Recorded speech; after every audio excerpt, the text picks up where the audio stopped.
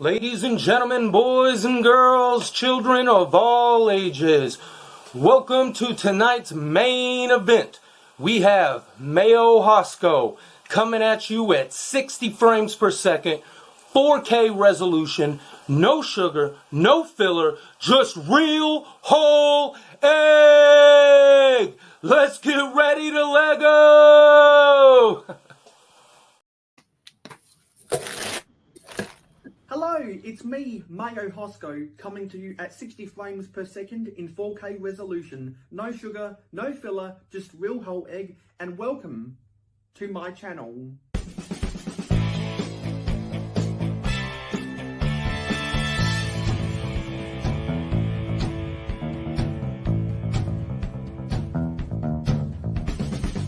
Mayo Hosko, it's your boy, JP. Real whole egg. Everybody say real whole egg. Real whole egg. Real whole egg. Real whole egg. There we go. Capture that, Mayo. That's for you. That's for you. Everyone say real whole egg at the same time.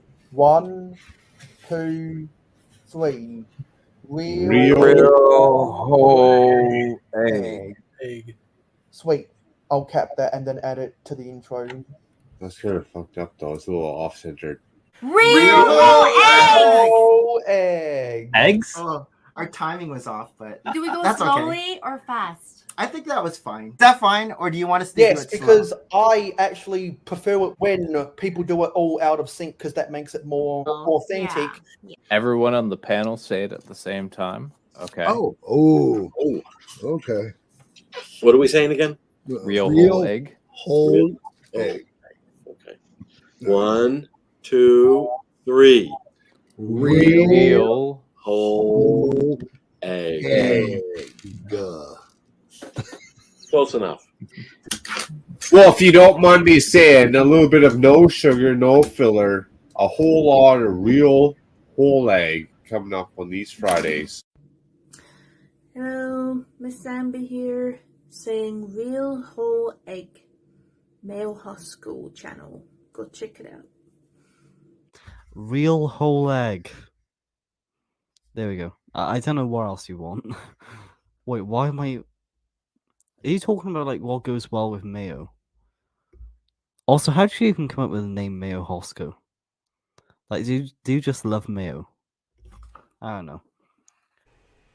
Rolling into the chat, we got to give a shout out. No sugar, no filler, just real whole egg.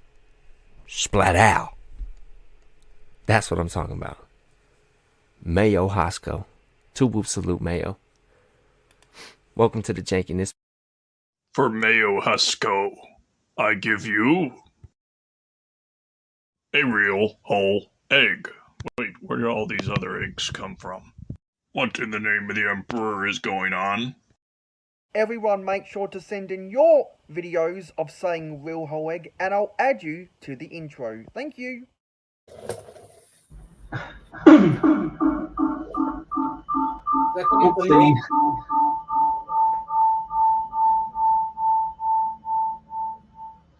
Something's wrong here. You start the show. Yeah, I'm muted and it's still doing it to you.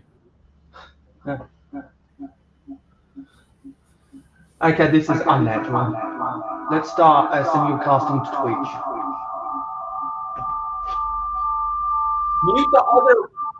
Mute the other camera and leave this one.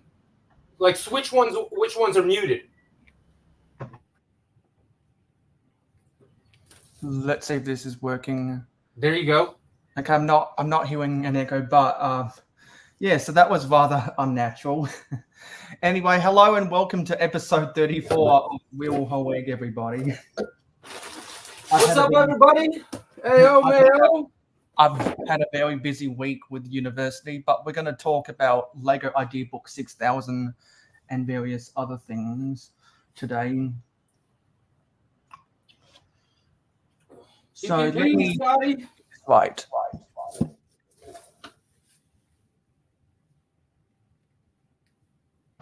Okay, testing if there's... Okay, I'm going to mute this. Okay, testing if there's an echo coming out there. Nope, you're good now. Okay. what I had to do is I had to switch over to where some of the audio comes out and to where the microphone comes out, because using my Blue Yeti is a better quality mic. Anyway, so I've been so busy with university this week. How's your week gone? Good, man. Got quite a bit done on the mountain. Got some more builds going. I've been working, and same old thing. I gotta get to it tomorrow. I got big days on Saturday and Sundays. Those are like my bigger work days. So, but that's it, man. Yeah, How about you? So right after this stream, I'm gonna go out and get some lunch, and then I'm gonna come home and do a whole lot of homework. So that's my plans for the rest of the day. So the opening monologue is that for LEGO Idea Book 6000 is the second best idea book LEGO ever made. A lot of people nowadays would be familiar with the idea books by DK Publishing. They are hardcover. They are licensed from the LEGO Group. They are not directly manufactured or printed by the LEGO Group. And it's because LEGO outsourced a lot of their production of print material to other companies like DK Books when the new CEO took over in about 2004. And so unfortunately we don't get the soft cover idea books that are the same quality of the LEGO catalogs anymore, because we get much higher quality, more informatory idea books from DK Publishing, and most of us are familiar with those. Sometimes they include a minifigure, and sometimes if it's a licensed theme, you get people ranting about characters like Brick Hive ranting at Darth Maul. Anyway, so we're going to go back to some of the old days. We're going to do a series. We're going to look at a series of idea books for the rest of the year, and I can think of no better to start off with than Idea Book 6000. It has a bit of everything, a lot of potential from the different themes that were sold back in 1980. The only exception is Trains, because Trains in its own idea book set 7777, and we will be covering that sometime in April, because all of the Train people out there, including myself, argue that that is the best LEGO idea book, because LEGO back then really wanted to encourage imagination with their customers, which is why that was the era of giving suggestions for alternate builds in the instructions. And we miss those days, and much like we miss those days, we also miss Kobe Bryant, so let's give 5 seconds of silence for Kobe.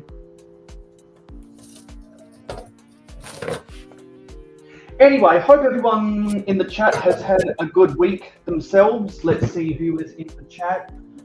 Whoa, it's been exploding now. Okay, we have Johnny G, Krebs Reborn from Locks to Locks, our co-host.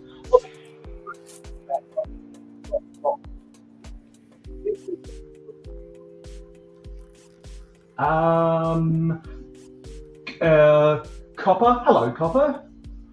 And that's everyone. So we do have a couple things to play. Scott's here. So let's do the PPP for Scott. PPP. The weed.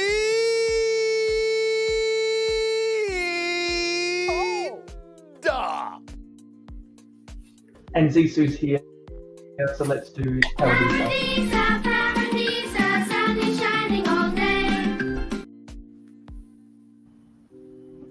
I forget Zisu's a Paradisa fan. Well, the reason why I associate that advertisement particularly, that and that only with Zisu, is because when I first started playing that, when I did a Paradisa month with a door build back in September of 2022, Zisu became immediately attached to that, and even though we associate Zelda with Zisu more on Real Whole Egg and Real Whole Egg only, we associate Zisu with the Paradisa commercial. So hope everyone else has had a good week. Let us know if you've gotten up to anything, what kind of Lego projects you're building.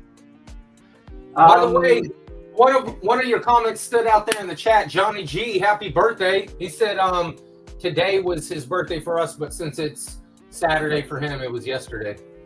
Let's give everyone, let's give everyone a happy birthday for Johnny G out there. Everyone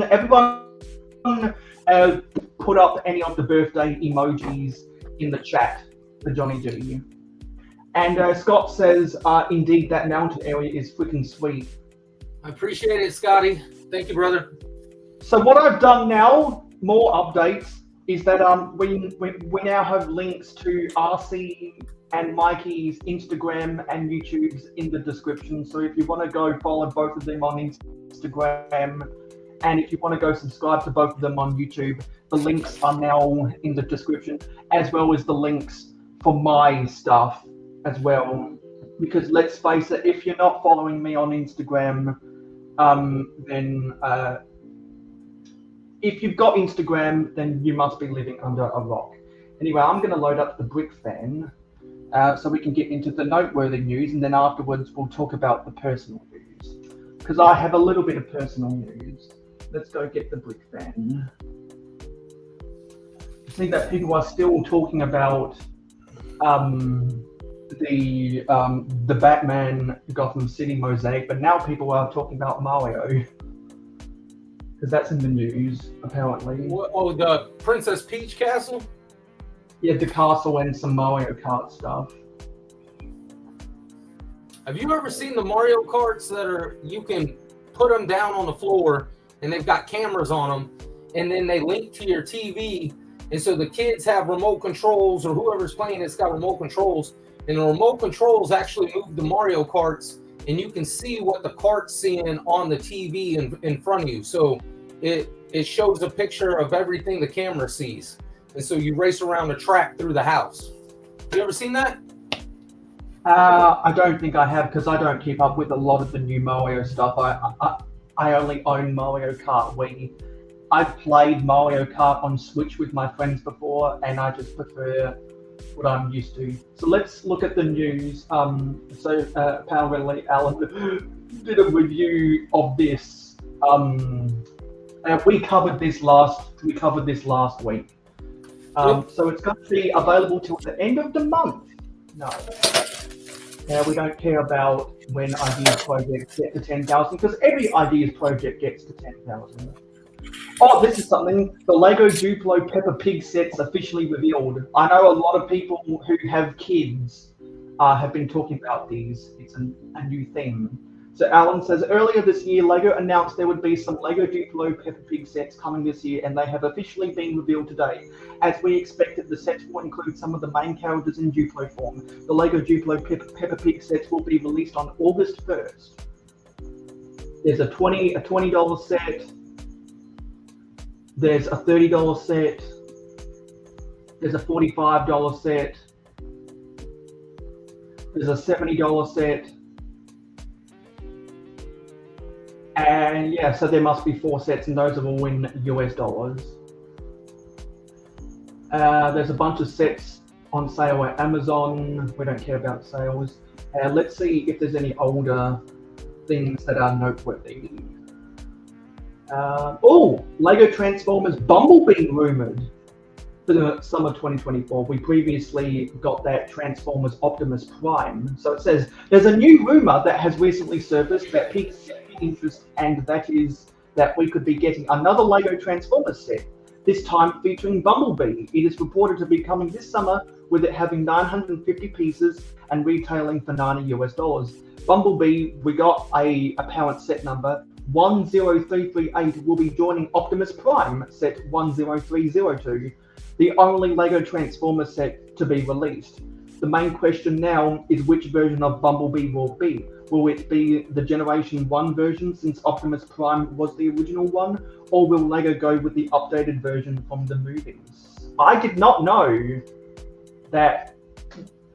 Well, I knew that that there were rumors out there, but now we've got an apparent set number. That tells me that Optimus Prime is doing better than I thought it did. Yeah, and that also tells me that those leaks are starting to come to fruition, because not all leaks are accurate, but it looks like that leak might have been accurate if we've got a rumored set number. This is something up my alley, and there are some things about Classic Space we'll talk about in ID Book 6000. LEGO Ideas exploring the Cosmos winners announced. Oh, look at that! That's really cool. Oh, it's like a mini space monorail. So I guess there was a mock contest, and that looks like using they recreated the Futuron monorail, but made it compatible with the new roller coaster track, and built a big Classic Space base that has a monorail station built in. That is pretty cool. And it is in minifig scale. It is. I was about to say it is in fig scale because you just got a fig right there up front. I'm wondering if it's powered or not. Probably not, because I'm not seeing a motor in there. Yeah, I'm not seeing anything. I'm unless it's hidden in one of those boxes. But this is some of the better news we've gotten in a while. LEGO has announced the winners of the LEGO Ideas Exploring the Cosmos building contest, in which the winning builds will become future LEGO GWPs. The grand prize winner for the base build is Micro Rail Command Center by Falconreach. I think that's how you pronounce that name. So then, go ahead. And the winner of the vehicle build is Moon Car by Enchanting Noodle. LEGO has already started the process, so we'll probably see it later this year or early next year. I can't wait for them to be more. So then that space monorail's happening. Both of these are happening then. That one and the one that you just showed. Yeah, I'm not as crazy about this one because this is contemporary. I mean, it's still a cool. You would have to have like a futuristic city built. Almost, you know where this would look good in that what's that one? Is it Shimoto or whatever it is? New Hashima. New Hashimoto. Yeah. Yeah. New Hashima. I think that LEGO convention. That would be awesome with like if you had a city kind of like leaning towards like a futuristic kind of build. Yeah, I like this one a lot. I'll spend whatever money on LEGO to get this GWP. That is pretty cool right there. I'm glad that's going to be. Oh, and people have been talking about this for months. LEGO Ideas Dungeons and Dragons set announcement next week. LEGO has posted a landing page countdown of the upcoming LEGO Ideas Dungeons and Dragons set, which say it will be officially announced next week. The timer counts down to next Tuesday, March the 19th at 10 a.m. Pacific time. The page also shows 4 minifigs which will most likely be used in the set. And we don't care about LEGO economics because that's for other people to cover. Well, they're bragging right there. I saw a thing about that. They're bragging about their sales were up, and then they said that they were actually talking about Dreams was doing well enough that they're gonna continue the theme again. Well, I know that Dreams is rather popular with a lot of people I talk to, so I'd love to see more Dream sets next year. LEGO Ideas Dungeons and Dragons teaser. So that's a teaser image. LEGO has released a teaser for the upcoming LEGO Ideas Dungeons and Dragons set on their social media channels. The short video shows a mimic eating a 20-sided die. The official reveal of the set should be coming really soon. And that's outdated now. That was stuff for Mario Day. So that's all the noteworthy news. I'm really looking forward to that space monorail GWP. It will be pretty cool. That sounds really promising. I really like the idea of that. Anyway, personal news. Have you got any personal news? Nothing that anybody would really care about. So no, not really. What do you got going on? Well, besides what I'm going to be doing after this stream, because I'm so stockpiled with university, I will let everyone know that I've been going back to the vintagification of the Lego Friends Main Street set. Hello, PBJ. Hey, PBJ. And I have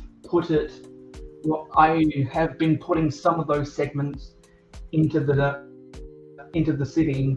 So if you want to see, so people who pledged to me on Patreon would have seen some of those images early, and I will gradually be releasing more images of that as I build them and as I put them into my city. So and then eventually those pictures will surface online and in future videos. On the video side of things, since March is a busy month for me at university, there's not enough substance for me to do a mid-month city update.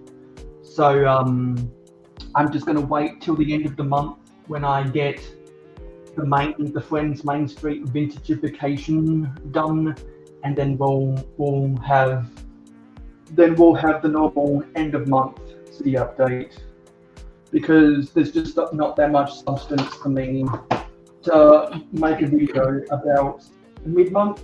But I have found the bag of my sig figs, and we got the train station area put back together in previous updates. So next month, hopefully, we'll also have the sig figs on the platform of the train station. Hello, Seth. Everyone spam the guitar. Everyone spam the guitar emoji in the chat. Oh, and also, in other personal news, some people might have seen this on my Instagram stories. Upon review of my 2 live streams last weekend, I have noticed 2 distinct cultures of people who view my stuff. One group like to get down into the nitty-gritty details, like what we do, and other people are happy-go-lucky sunshine, lollipops, and rainbows, which is ironic because I built a mock of sunshine, lollipops, and rainbows. If you guys follow me on Instagram, you'll know about that. Or if you watch that YouTube short. So as a result, I have new rules in the description of all of my live streams to reflect that culture, and so just look in the description, scroll to the bottom, and you'll see all of the rules.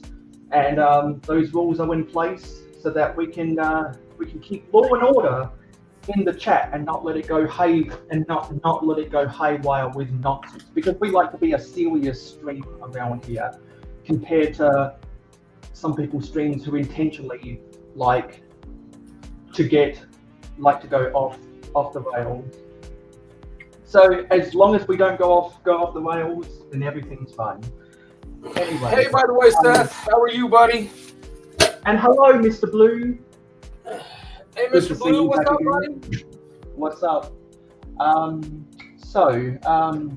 We got some time. Let's go to YouTube and let's see who's commented on my stuff this week. So let me share screen. It is not gatekeeping, because gatekeeping would be excluding someone from participating in something. We would never exclude anyone from participating in the events of Real Whole Egg. We just like to keep a Super Bowl vibe. Mayo wants to keep to a real strict script and very well planned. So he wants you to give him a heads up ahead of time, so that way you tell him a week ahead of schedule, and then he'll plan accordingly. That's all. He's not trying to gatekeep you. Yeah, because anyone is free to participate, just as just as long as they get with it, as the kids would say. Yeah. I'm always glad to help out people get an understanding. It's good to ask those types of questions. Anyway, so who commented on my stuff? On my live stream with Johnny G, Kundra left a lot of comments. So let's go through them. Kundra says, "Hi Mayo, sorry I missed your live stream and yesterday. I've been busy building Ninjago City plus pick a brick, adding parts I need. Hope you had a good week and having a good weekend. Hope the garage not being too hot. My build room got to 45 degrees Celsius the last 3 days." Gonna give that a heart and say the garage has been way too hot. And actually, I'm gonna stop my camera so that I can read this better. Okay, so and then Johnny G replied to Kundra, sorry that he missed him at Weekbench. And Kundra also said, "Did Johnny go to Adelaide, Mayo?" Yes, he came on business.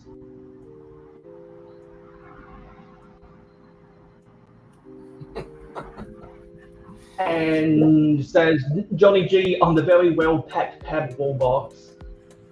I'm going to say, get your value for money. Let's give that a heart. And also says, "Glow in the dark Lego parts and Teenage Mutant Ninja Turtles, hell yeah." Oopsie, something just happened there. It just crapped out on me. Yeah, hell yeah, Johnny G. I got 2 old Teenage Mutant Ninja Turtle figurines from the 80s. You give that a heart and say, TMNT merchandise is more common than I expect. And also says, Mayo's dungeon basement piling up there, rear Lego body, Boar, then Jabbo, tasty Lego parts in yummy Pringle tins. I'm sure you got the chip smell out of them. The score on the Digger old school set from Brickbench. The smell has gone away. And also says 72-hour stream. Oh yes, if Chops gives up hail, he means Haley, or you could do it. Damn, it's been so hot. True Johnny G, flying in Melbourne in the building room. And I'm gonna say, if Butt Chop ever throws in the towel, some of us would be willing to pick it up. You know, that's funny you mentioned that. Nobody's really heard from Butt Chop lately. No, we haven't. And because he has a lot of personal stuff going on. Great live, Johnny G and Mayo. Love how Johnny G now loves the live stream. It is great. We can connect through the chat. The chat is the lifeblood of the stream. Without the chat, the stream will die. And now we're getting on to my video about the LEGO Marvel Daily Bugle Bot. And Ben B said, first, totally real. And I'm just going to say that first. And Miss Amby said, hey Mayo. And I'm going to say hey.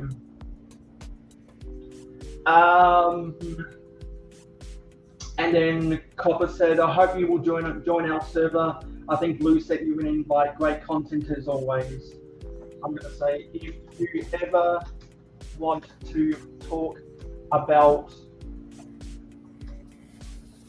that stuff, send me a DM instead of a YouTube comment.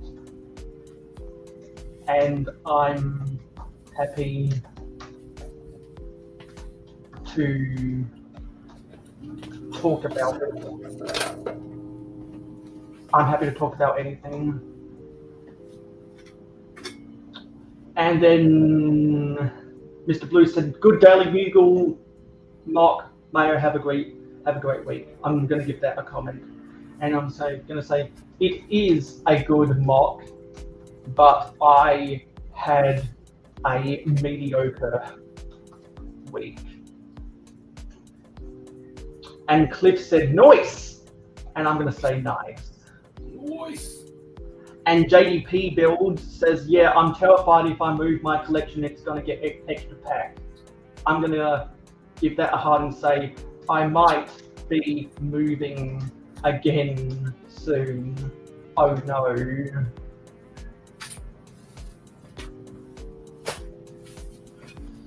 Scott said, "Very cool build, Mayo. I like how you opened the back to let more light in."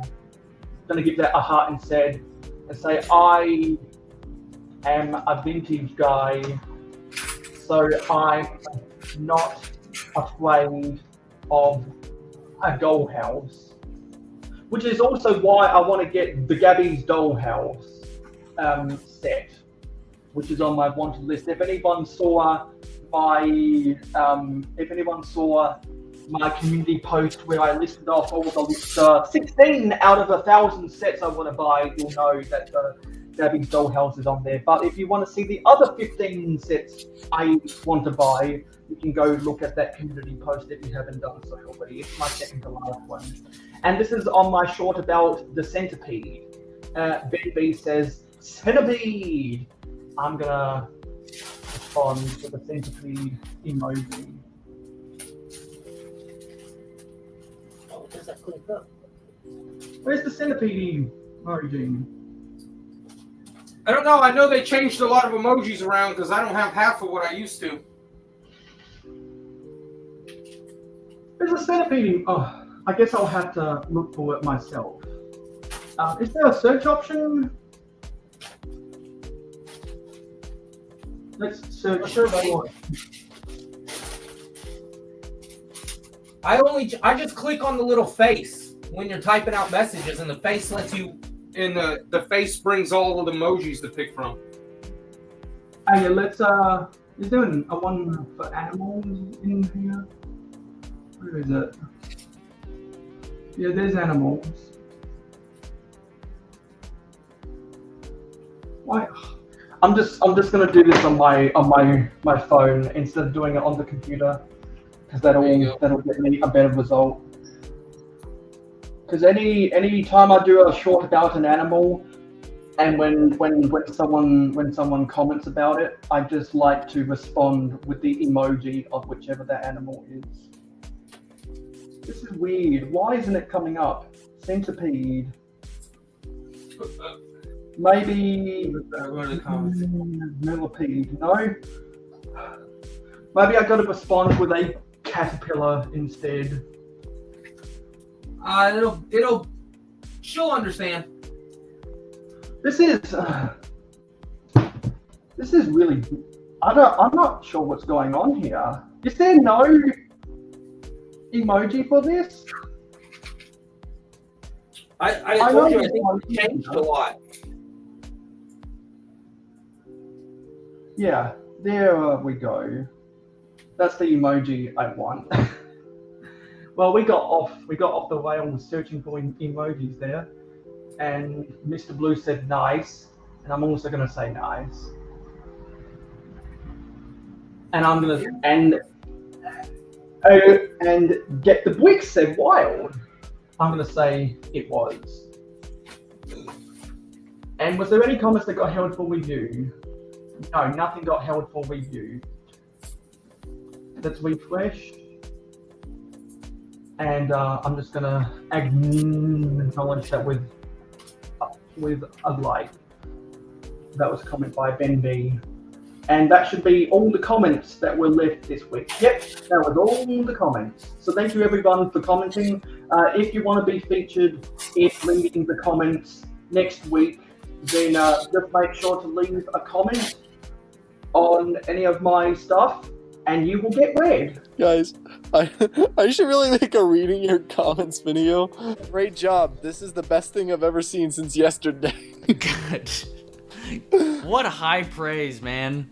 What a great comment. Too much cliffhanger, not enough story, craves more story, am very sad. Am very sad, dude. So he was scarped. I've been scarped before, it's not fun. Alright. What you got now? You done with your comments? Yeah, we're done with the comments. And now I'm just gonna now we're just gonna get up the stuff for LEGO IP4 6000 because there's something from brickinstructions.com that has all of the pages. You can download them on a PDF. I did it on my phone just to see what you were talking about, and I went through it. It's pretty cool. It shows you everything, including the sticker sheet that it came with. Yeah, that was the best part about the old ones is that you got a sticker sheet for some of the ideas. So yeah, because we're gonna go to brickinstructions.com. And we're going to go through the pages one by one to talk about that stuff. But also, got some other personal news for the stream.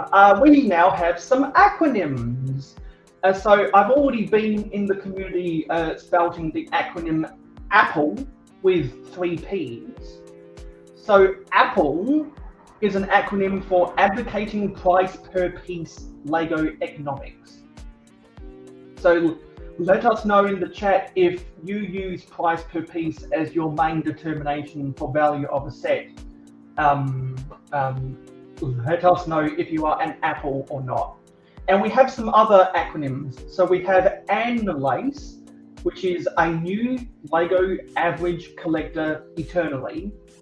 We have a doofus, which is a different online oldie from another stretch. We have avocado, a very oriented collector and directly opinionated. That's me. I like trains. And it's like, I like trains. So I'm oriented about trains and I have a lot of opinions about trains, as some people might know from the Orient Express. We also have Alien. We also have Alien, a LEGO intellectual enthusiast note taker. That's me. Alter, a LEGO Technic everyday reviewer, and yeah, and Apple, which we've already talked about. So I think a lot of people are a mix of a lot of those. Yeah, because I'm a mix of both. No, sorry. Let me go back to my own acronyms. I am well, I founded the I Don't Like Technic Club, so I'm not an alter. But I am an alien because I am an intellectual enthusiast note taker. I am an avocado. I'm only 22 years old, so I'm not a doofus. And I am not new to this hobby. And I don't collect new Legos, so I'm not an ANLACE either. And I prefer the price per gram or price per weight metrics over price per piece, so I'm not an Apple. But I am an alien. Yeah, so I'm an alien and an avocado. I will say on the price per piece, I'll be honest with you, whenever you look at sets like that Creator 3-in-1 castle that's only $100, and then hey Mikey J, and then you look at El Dorado and how many pieces you get with that set, and that set's only like $215. It is nice to get those sets that are just extensive part sets for like a fairly affordable price. But at the same time, if you're not into Pirates or Castle, then the price per part ain't gonna really matter to you. And so, but I do say that sometimes getting more parts for your money is always nice. Yeah, and I think Seth is kind of coming out as an Apple says, I still consider price per piece, but not a 10-cent a piece. Yeah, and it depends on like the piece. Like what they've been doing lately with that, instead of just giving you one 2x6, they want to give you two 2x3s, or the same thing with like, instead of giving you a plate, they kind of just want to give you a couple of 1x tiles and stuff. And it's, you know, it's almost like it doesn't make sense. It's like the only reason it would make sense is if you could do it to get your piece count up. And then I think that's who they're pandering to with some of those sets that they build like that. Yeah, and with the price increases over the last 5 years, people who are Apples and used to go off 10 cents might make an exception for 11 cents per piece being the standard if you are an Apple. I'm not an Apple. So as far as weight goes, I consider any bulk Lego that's $12 or less for £1 to be of fair value. Convert that to Australian dollars, convert that to grams. I need to find that. But I see a lot of Lego bulk lots on eBay. They're selling for 30 Australian dollars a kilo, and I'm pretty sure that's in line with $12 a pound. Yep. So yeah. You know, if price per part's your thing, then what you need to do is you just need to go to like Facebook or Craigslist or Marketplace, you know, whatever you go to, and buy somebody's old Legos, because then you're gonna get hundreds and hundreds for dirt cheap. Yeah, you might not get the pieces that you want, but you're gonna get a lot of pieces for your money, and they're going to be more and they're going to be bigger than the average size in a set. I see people selling large containers, like giant Rubbermaid, like what you pack your stuff up and put it in storage or an attic, like big containers of Lego, and they're like $100. And it's honestly like 50 pounds of Lego for $100. I mean, you do the math on that, and you're definitely getting a good deal on price per part. Yeah, and Mikey, because you're out there, there are ideas about Lego Castle in the Lego Ideas book 6000 from 1980. So if you wanna come onto the stream and talk about the castle stuff in the idea book, then the invitation is in the group chat. Anyway, let's go and look at what Lego Idea Book 6000 has in store for us. And because we're looking at an idea book, I think it would be reasonable to look at the idea book first, because I even need a refresher about some of the stuff in here. I think we should take a deep dive into here first, and then we should, and then that'll hopefully give us enough material to then play Pardon the Interruption afterwards. Because normally we do it at the start of something when I have a lot of context and a lot of knowledge, but for something that I haven't either talked about in a while or something that I haven't been keeping up to with, we do it the other way around. So for example, if we were to do a real whole egg about Lego trains, we would do Pardon the Interruption straight up, because I know a lot about trains. But I don't know a lot about Ninjago or Ninja, hence we did Pardon the Interruption at the end. So just letting everyone know how Pardon the Interruption will be structured from now on. So let's go to here. I'm gonna address Mikey J right quick. Is a horse considered a part, or is that considered like in the minifig for one thing? And then I get what you're saying too, is that he would rather have like a horse instead of, you know, brick built anything else. I get it. But no, I was just addressing Mikey J right quick. I think I would have thought horses would be like more with the minifig department rather than parts pieces. Well, I think animal pieces are technically separate from the minifigs, so that's why they're categorized as a part, not a minifig. Huh.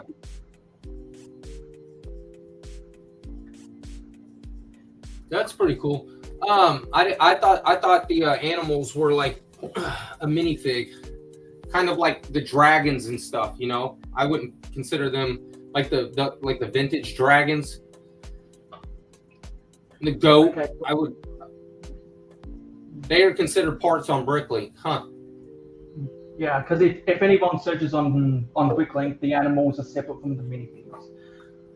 Anyway, so let's go look at Lego Idea Book 6000. This is the front cover, and this is what I've posted up on my Instagram yesterday for me, today for most people. So on the front cover, we got Bill and Mary at the bottom center, who are the main characters. And the way this idea book is structured is that it's not just an idea book; it's a storybook, and Bill and Mary are the main characters, and they go along through the different ideas in the instructions. So the first page, front and center, is town, but you also have the thought bubble of castle and the thought bubble of space above it. So already this building, the building with the green shutters looks like something straight out of German architecture. And I didn't know I didn't know it had two main characters like that. That's pretty cool. Yeah, Bill and Mary.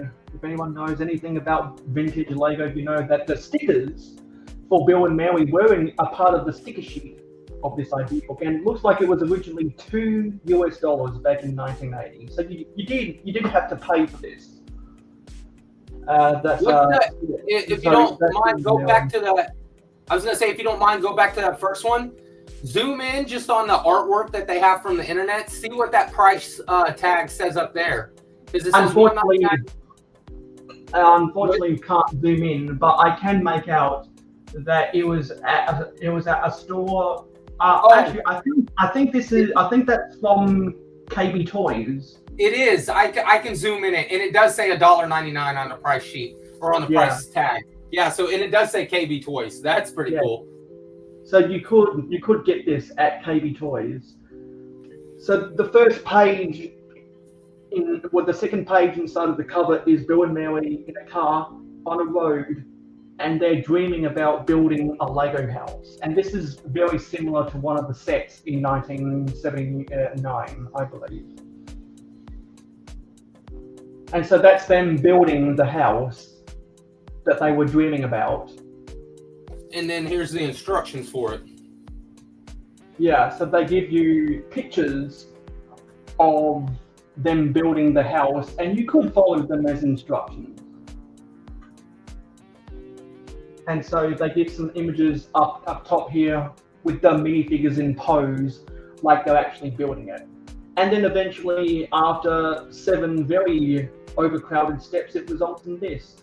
And you notice the different art they have in the background. I believe a lot of that was just very fuzzy paper, and they digitally blurred out the seam lines of the paper.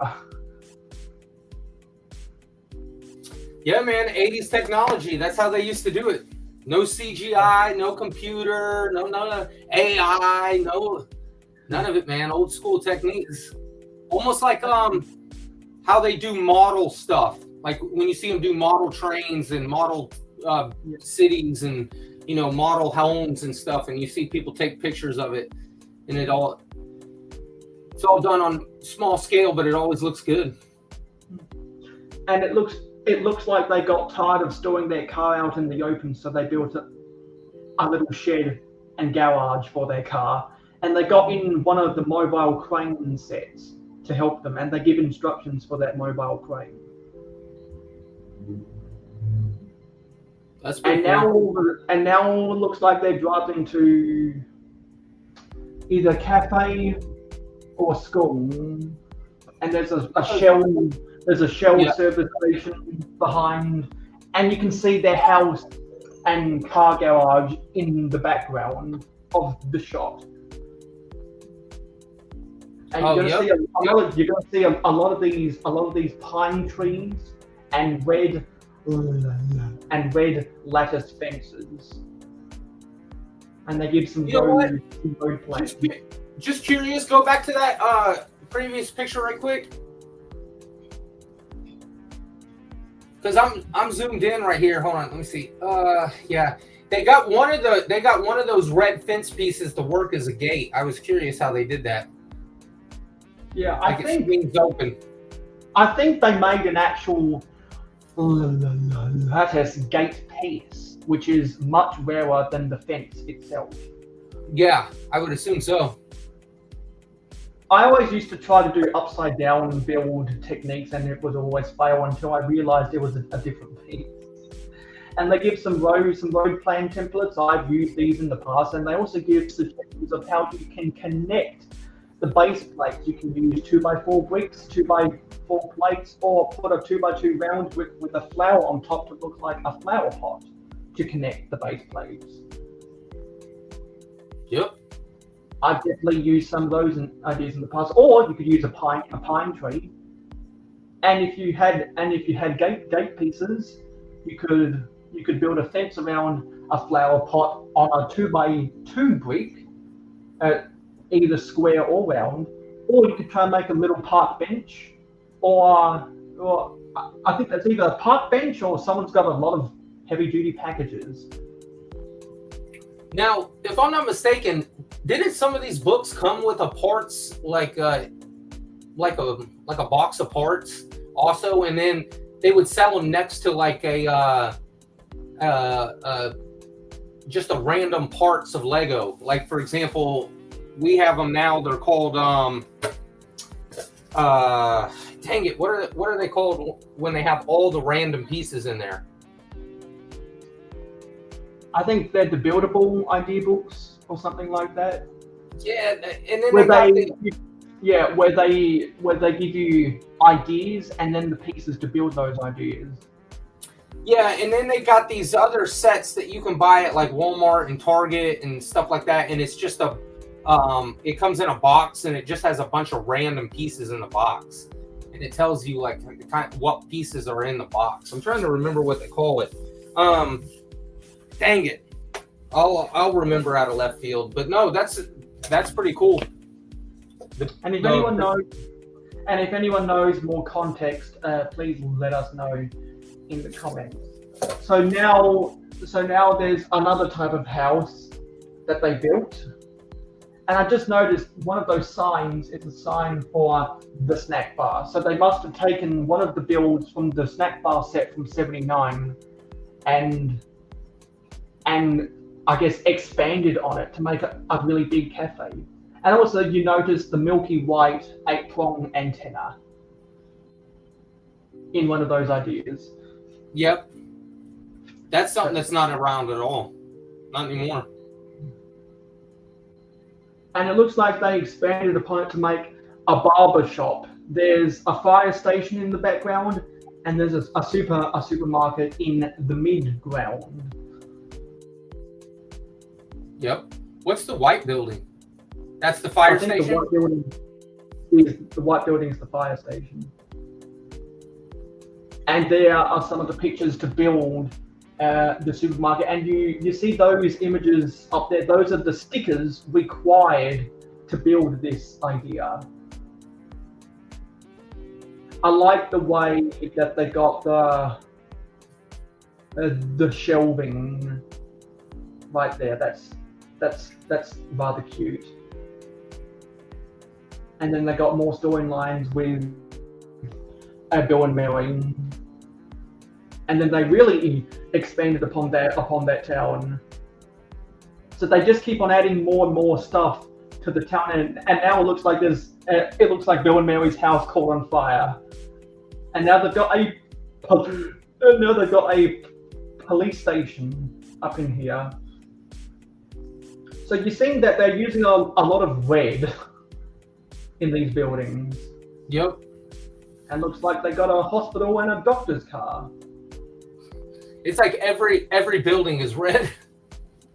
Yeah, because I guess they wanted to have ideas where the bricks with coloured bricks that were in common colours, and now they got ideas. Actually, I think those are. I think that's one of those is an alternate build of a police car set. And now they're going to the circus, and they've got some brick built animals. That's fun.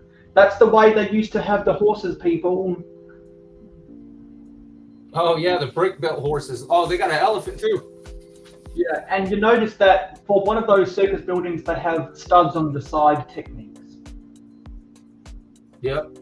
Those look like wings from classic space sets. That they turned on their. Speaking of classic, that's what that's called. Like the Lego classic bricks. Like when you go to Target or Walmart, you'll just see a box that says classic on it, and it's just got a bunch of bricks in there. Yeah, classic is its own thing. Yeah, that's what I was talking about earlier. Yeah. And they would sell these books next to that, so that way you buy like the box of bricks, and then you buy the book, and then you go home and you could build, a lot of the stuff that was in the book. Yeah, and also got more stickers for the circus, and they give some builds for some of the vehicles at the circus. Look, they've got a horse float before the minifigure horse. That's really funny, and they've got a tractor pulling a performer's trailer, like what you see on a movie set. Yep.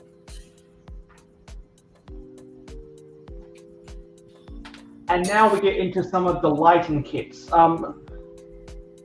Redcoat Kyle wanted to come on to this stream, but because he made a formal application to the Real Whole Egg Instagram account. But then he called to let us know that he's at the hospital, so he couldn't come on. And so I told him.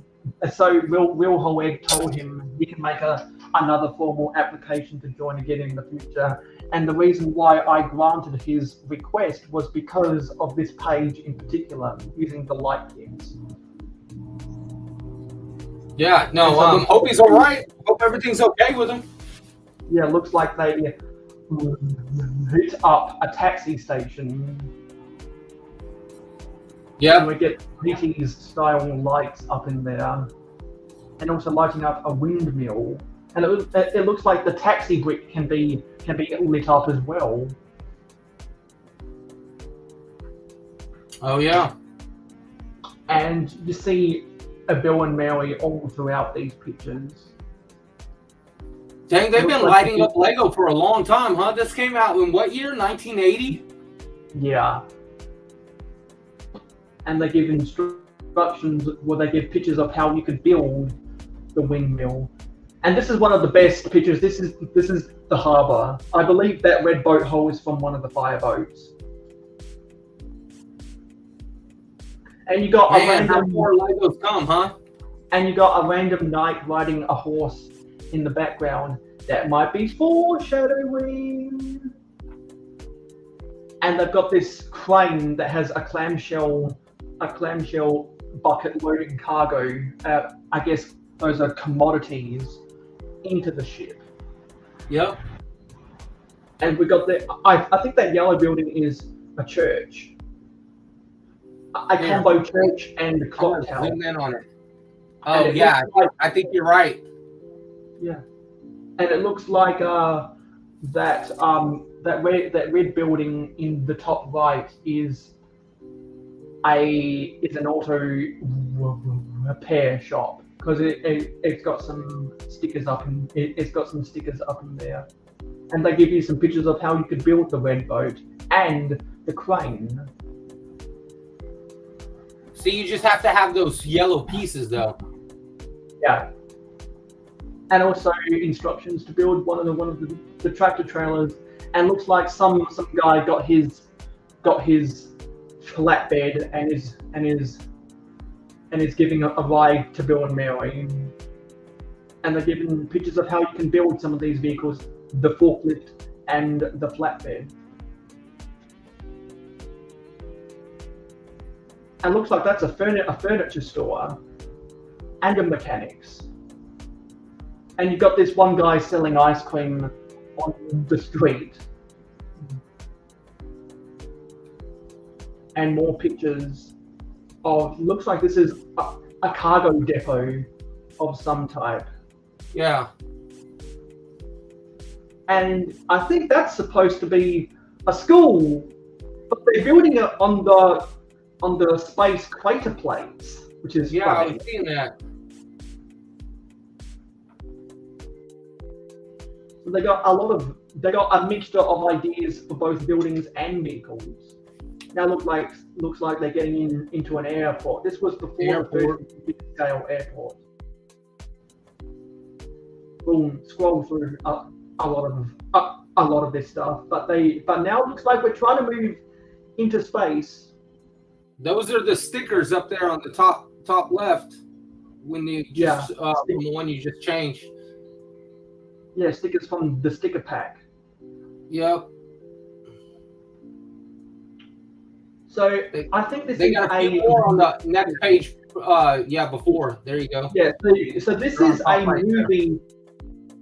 So they built a movie theater, and it looks like they're watching a space movie, but in reality, it's actually a teleportation to get Bill and Mary into space. So it looks like they're going through the screen where the movie's playing on. They walk through the screen and they go into the movie, which is actually a teleportation to get them up into space. Because we see one of the classic space ships right there. And there's a Bill and Mary sitting on the seats of the movie theater. And so now they're flying into space. And I like the way they got the concession stand for the movie theater. And now we're into space. They give pictures of how you can build some of the space bases and the vehicles. And don't Bill and Mary look out of place without the monochromatic astronaut torso? They got their bright blue and white horizontal stripes and their red and white polka dots. They really look out of place up in space, don't they? Yeah, no, what? And they put a helmet on them. This almost reminds me of like the Lego Movie. Yeah, because the Lego Movie tried to use a little bit of everything. And given the time period, this idea book used a little bit of everything. So they got some really good stuff in here. And this is one of the best ones. It's got ships actually flying around in space. It does. Some of those ships are those are some pretty cool builds. That looks like 2 of the Galaxy Explorers put together right there, right? It does. It looks like they've taken parts from a combination of spaceships and combined them into one. Yep.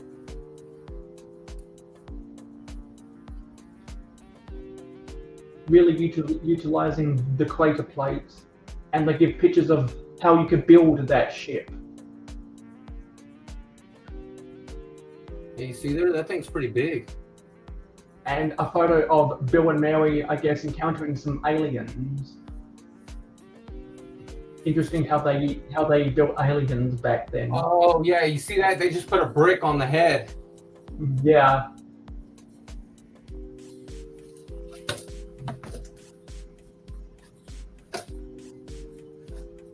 Just skimming through a lot of this stuff because it is very much the same. I like this crane. Look at all the wheels on that mobile space crane.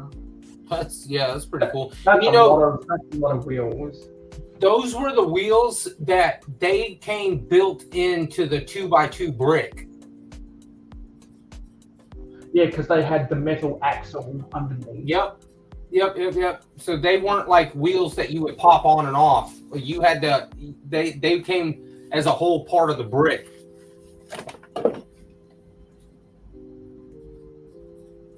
And again, we got those aliens. It is weird how they did that. And we got a moon or planet up in the top right corner of that.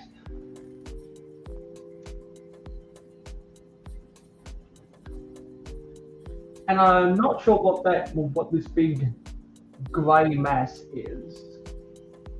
It looks a little bit weird. Not sure if that's photoshopped or an error with rendering, but it doesn't look like that's pure Lego. And somehow they managed to bring the blue and red into space, and more of the black and yellow for people that might not have owned the space sets but still wanted to build this stuff. Like, look how multicolored that space base is. That's not grey at all. No. And now it looks like they're trying to come back down to Earth, but they travel back in time and end up in the medieval. And here we come to the Yellow Castle, which is up Mikey's alley. Yep, this is Mid-Zealand. That's what they call it in the Lego movie. Yeah, exactly. Because they were clearly trying to combine Castle with the Lord of the Rings. Yep. Yeah. But this is the Yellow Castle, and you see a lot of these awkward sized baseplates.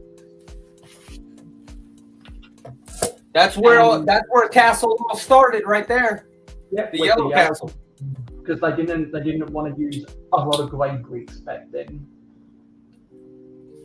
And looks like these are build of a covered wagon and a jousting tent. And they use some of the town wheels as wagon wheels because they didn't have the wagon wheel element yet. And looks like this is a jousting tournament. They use a lot of yellow. There's your price per piece horses, Mikey. Yeah. And looks like they got a drawbridge over a moat leading up to a rather small castle. And they got it that Bill and Mary are landing, and they travelled back in time to the days of Lego Castle. And then they decided that they were too good for the castle, so they flew home again. I guess they enjoyed space better. And somehow they made their way back on Earth, but still there's a castle in the background. So they brought the castle with them. Yeah, because that's Ed Sheeran lives in that castle because it's a castle on the hill, and he watches the sunset from his throne on the castle on the hill. Is that in his song or something? Yeah, when we watch the sunset over the castle on the hill. And these are the stickers from this idea book. Look at all that shell. Look at all that stuff for the school. Look at all the stuff for the circus. You got That's what I was saying. Yeah, you got the stickered torsos. You got the stickered torsos for Bill and Mary. I bet that sticker sheet alone right now is worth some money. Oh, it is. If you go to Bricklink, it sells for crazy. And, right there with the space ones, those are pretty cool. Yeah, they are. Those were supposed to be the screens. Yeah, the screens that you could put on some of the panel pieces. Mm-hmm. But I personally enjoy the stickers for the supermarket, and that's the end of it. Because we went back to the start. So yeah, that was Lego Idea Book 6000, and it's a really fun book. Yeah, no. With that being said, let's get back to building Lego, shall we? What are you working on today? What are you building today? Yeah, so I'm in kind of a lull. So I'm not going to be doing much on today's stream. This is going to be a quicker stream than normal. I think this is only going to be half. This is only going to be half the length because the reason I chose to do, or the reason why I wanted to look at Idea Book 6000 was because I knew I've been in a lull building Lego, and that's why I designated this as a bottle episode. You got a couple questions in the chat. Yeah, let's answer some people up in here. So Trev's Reborn says, when will there be Real Whole Egg episode about Bionicle? That'll happen probably. That'll happen probably when we get back from Brick World Chicago. We'll do a Bionicle episode after we get back from Chicago. I have a lot of things I want to do when we get back from Chicago. As Seth says, did you like the upscale minifig? Yes, I did. And now, well, I liked it so much that there's a lot of nature at my university, and I actually brought it in my backpack to university and took a photo of it. And so I posted that on my Discord server and some other people's Discord servers. If you want to come onto Discord, there's a link for it in the description of this live stream. And I think it's a really fun set. I can make a lot of anatomy puns, and it's a good shelf piece. I don't normally buy shelf piece sets because they're dust collectors, but I really want to convert it to look like my Sig, and that's another project I'll be doing when I get back from Brick World Chicago. Because I want to make it look like my Sig, which will require some modifications, and eventually I want to have a shelf with my Sig, the brickhead version of my Sig, and the scaled up minifigure converted to look like my Sig. And I want to try and make a micro scale version of my Sig too, using 1x1 plates. Angry Dragon, by the way, hey, thanks for joining. Hello, Angry Dragon. Yeah. So let me just. I'm going to shrink this ever so slightly so I can see the Twitch chat at the same time. 1 second.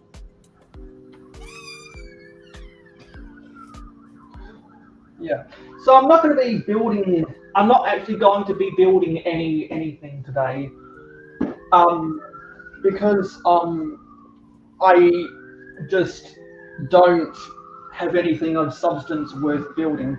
But what I did uncover is last week I found my road signs, and I want to put some of the road signs into the city.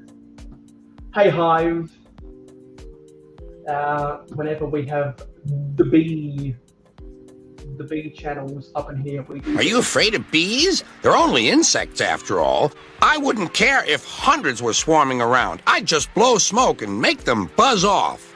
Buzz, buzz, buzz, retorted Duck. So when I did my stream with Johnny G, I found a lot of my old road signs. They were in a bag, and I'm going to take the camera up and we're going to look over the city. So we always have the city cam. Yeah, we always have the city cam on the screen. But now I'm going to rest my Mac over here, and we're going to place some of the road signs in the city. And I use the road signs as I always put the road signs on top of 1x2 Technic bricks, and I connect the base plates together with that.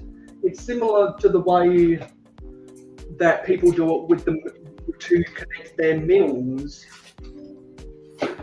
but I do it as a way to connect my base plates and to get the road signs to have a more solid base so that they don't keep on popping up. So you normally see from blocks and blocks working in Wixsylvania,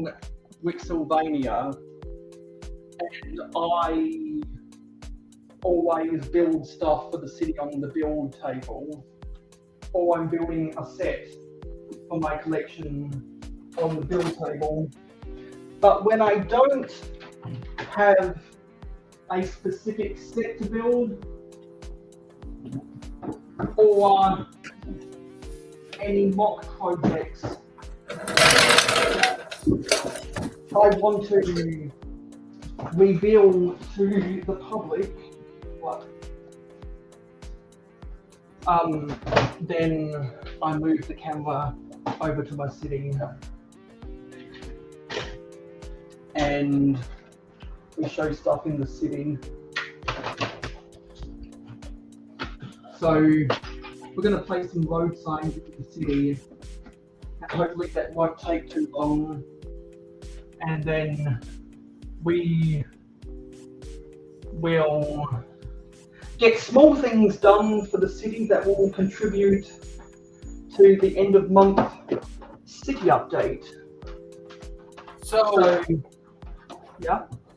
Speaking of city updates and stuff, I actually just did a mountain update, but I was going to share with you the set that I recently added a bunch of stuff to from I'm trying to find it on like an actual Lego site here, like a Bricklink or something. I find it in a couple of things, but let me see something right here. We'll just share it off of this one. Over here. Yeah, so my city is in quite a messy state right now. I'm in the same boat. I got stuff for the city all over the place. What we are going to do is we are going to place down some more sidewalks. I've got a pad cut of plates, tiles and jumpers to lay down more sidewalk. So, do you know this set right here? Let me look at it. Is that something that went with the Rocky Retreat, one of the complimentary sets? Yeah, it was in town. It was actually in system or whatever, but it was like a sub theme of the town. But they call it, I don't know, right here, Gator Landing. It's a pretty cool set, but that's what I used recently to hey Contra, hey Brick Hive. That's what I used recently to make that Mountie station and hey Contra, helicopter landing pad. Brick Hive in the chat too. Buzz Hive. Yeah. You know, it's funny. I started that, and now everyone else says it. So I don't have to say it anymore. I was a trend. I was a trend setter. I started. So thank you everyone for validating my existence on the internet. Gladly appreciated. I'm not. I wish I was a bigger trend setter than what I am. So Angry Dragon says he has that set. Yeah, no, it's a pretty cool set. I'm building it into the mountain right now. I'm gonna work the plane in there somehow. Probably flying close to the mountain, like how I have a lot of helicopters flying. But yeah, no, I really like that set. I used it as inspiration. That's where I started with, and then I built it into one of these back here. I can't really move the camera right now, but back, let's see. I'm just gonna point you this way.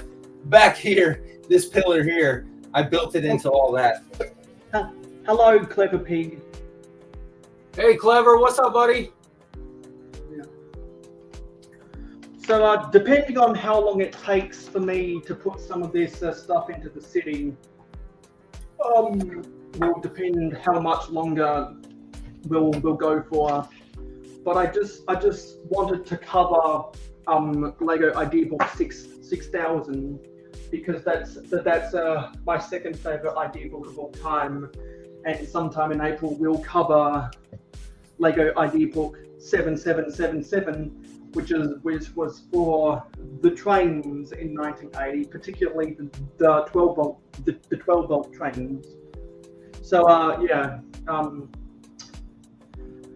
so there are some areas, there are some sidewalks within the city that look like they're missing some of their sidewalks, but that's because they're places where the signs go. So look at the beautiful signs.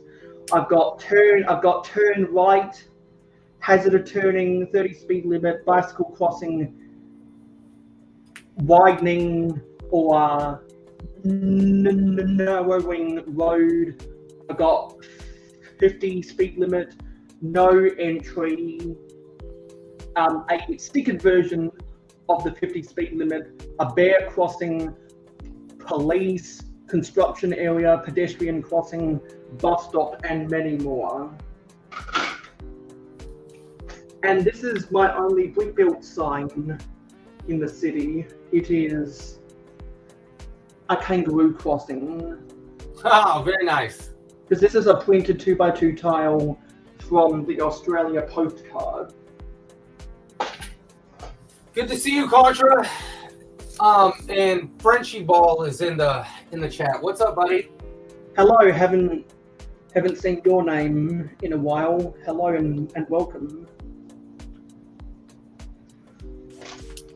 Well, Seth says he likes the road signs. Those road signs are pretty cool, I'm not gonna lie. Yeah, most of those road signs are from an accessory pack that came out in 1998. I'll be honest with you, the best one was the kangaroo. Yeah, because it was made with a postcard set. Frenchie says he's new. Well, Yeah. welcome, buddy. Yeah. Welcome. Glad to have you in the community. We always like it when new people come up in here. So for those who are a little bit confused, because the US went into daylight saving, I in Australia are now starting these streams 1 hour earlier because we cater to the American audience. And when we come out of daylight saving, the stream will start an hour earlier again. So I think we go into daylight saving the first Sunday of April. Or, yeah, I'm pretty sure it's the first Sunday of April we come out of daylight saving. So when we come out of daylight saving, I will have to wake up at 10:30 a.m. for these streams, guys. So I'm going to look at these and see what signs I think can work better in some locations, because not all of the placements for these need signs. I think we'll have the turn right sign here. And let's put a 50 kilometer sign here. And another 50 kilometer sign here. Let's put a left hand turn. Let's put a left hand turn sign here.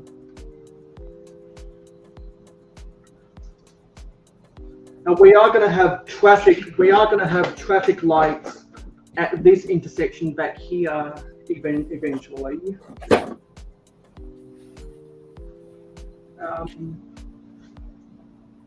What I will do is I'll actually move the map this way.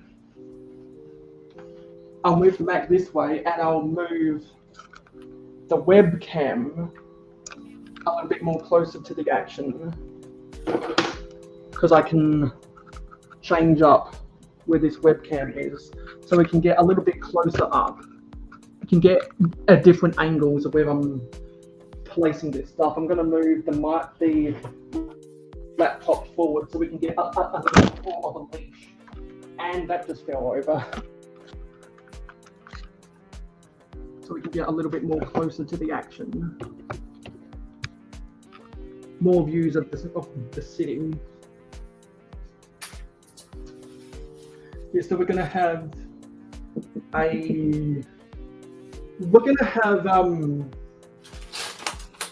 traffic lights at most of these intersections, but not all. Some of the less busy ones where there's just side streets that won't be in. Of course, this is not the final roadway of the city. This is just a placeholder until I get more tables on filming days. What's this, your Paradisa section right here? Yeah, well, I just decided to put the Paradisa mocks there just as placeholders, because eventually I'm going to have a whole Beverly Hills suburb. Very nice.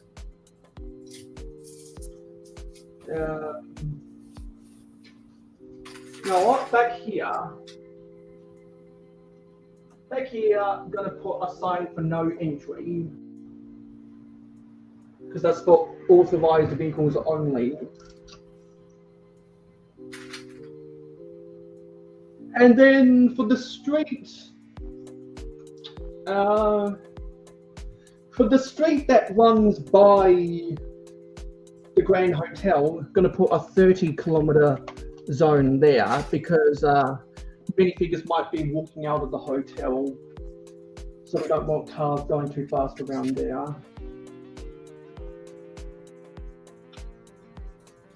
And because the road gets skinnier around here, we're going to put this sign for to let drivers know that they have to get more scrunched in. And we've got a police sign, so we're going to put that near where the police station will go, but not yet. And because we've still got a construction zone around here, going to put up a zone for construction, because vehicles might have to stop when they might have to stop if waved off. And then because we have a little bit of a bicycle path right here, we're just going to put this sign. Going to put a sign on this street, warning about the bicycles. Then we have a pedestrian crossing. Let's put that actually over here. So let's angle this one. Put it right two things there. for Contra. Go ahead, Mayo. Sorry, buddy. Go ahead. No, that's all. All right, I was just gonna answer Contra right quick, and I was gonna tell him, yeah, ever since I got those bricks, I just keep working on the mountain. And then he said he's watching your Johnny G live stream on replay because he missed it.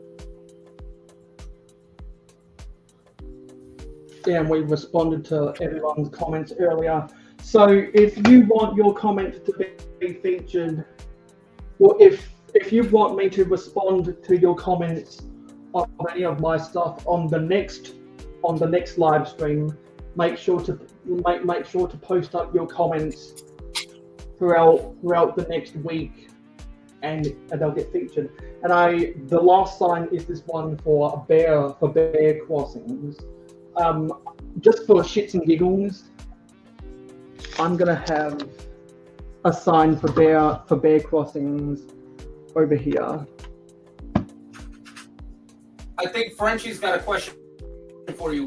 Where are all the Lego minifigures?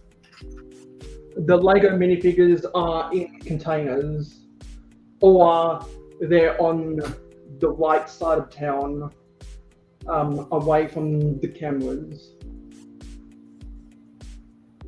So that was the last of the signs there, but I've got duplicates of some other signs. So we've got another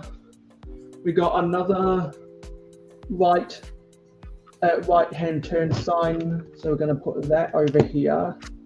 We got another 50 speed limit sign.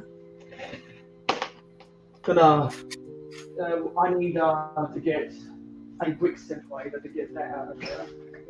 Gonna go to my cave bucket that has brick separators. Actually, we're gonna move this out of. We're gonna swap the placement. Actually, no. Keep that there. Gonna swap the orientation of the bus stop sign. Replace that with a 50 kilometers sign. And instead we'll put this bus stop sign. Let's put that near the Paradisa. Let's put this at the back of the Paradisa. But we will keep this wet separator out if we need to pull up any more stuff. Got more 50 speed limit signs. We've got 3 more to be precise, and we've got a stop sign. So I'm going to put the stop sign. Let's put the stop sign. You know what? Let's pull out the tile. That went flying. Let's put a stop sign there. This building is what I posted on Instagram this week. It's identification of the Friends Main Street. I'm still working on stuff for the corner of that, and that's what I'm going to be doing for the rest of the week. And then I'll reveal those images to people who pledge to me on Patreon. And then after that, they'll get released to the general public. And we've got more speed limit signs. Making sure they're not speeding, Mayo. Yeah, which is why I think when we get up. Actually, what am I thinking? We have the modular police station in the city. It would make sense to put the police sign next to the modular police station.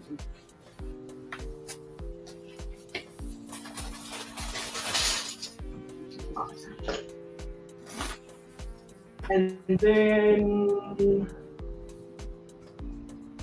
okay, there's a while here for the speed signs.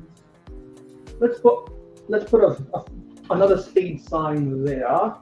Now we've got 2 more. Oh yeah, those speed signs are opposite each other. So that's a stop sign. You know, let's put more speed signs at this corner.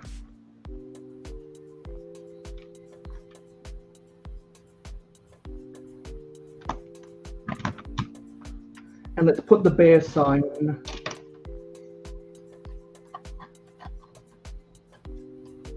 over here. Yeah. Got all the signs right there. And what's this? Ooh, we can make another left turn sign. So actually, let's swap around the placement of these signs. Let's replace this pedestrian crossing with a speed limit sign. And let's put this left turn sign over here. There we go. Whoa. Okay. Oh, I think I got a good idea, Mayo. What kind of new place is? How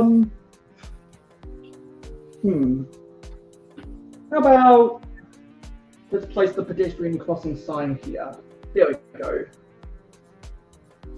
And I think that's all the signs I needed to place into the city. We've also got a parking meter, a mailbox, and a trash can. I'm going to put this mailbox near or outside of the post office right there. And I'm going to put the parking meter next to the ice cream bicycle. And I'm going to put the vibrant coral colored trash can outside of the downtown diner. I'm trying to see where you're even working right now. Oh, I see you over there. Yeah, eventually what I'm gonna do is I want to see if I can jerry-rig my old laptop to start working again, and try to use that as a third webcam on the other side of the city. So yeah, I've got all those street stuff into the city. Also got a small little warning barrier. Let's put this near the construction zone, actually. So I think I've got a time cruiser's mock, and it's where Crazy Eye Timmy is coming through like a portal, and I think I'm gonna work it into the mountain right here above the stream team.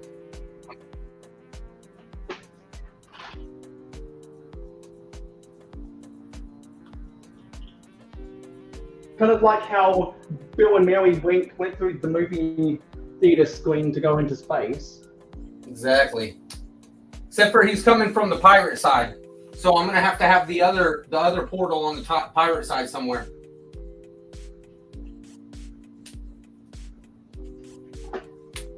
Yeah, so I think I got all of the stuff into the city that I needed to get in here, and I'll clean up the rest of the city before the next city update. That's the problem I got. How crazy this many Legos everywhere. There's everything everywhere.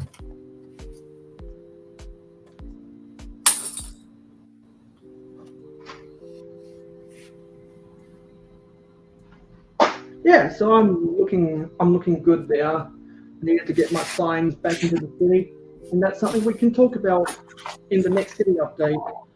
So yeah, happy to get those small details in there. Happy to give our thoughts about the Lego Idea Book 6000. And this has been a bottle episode of Real Ho Egg, just because there's not much going on for me. So I didn't have anything. I didn't have anything to build.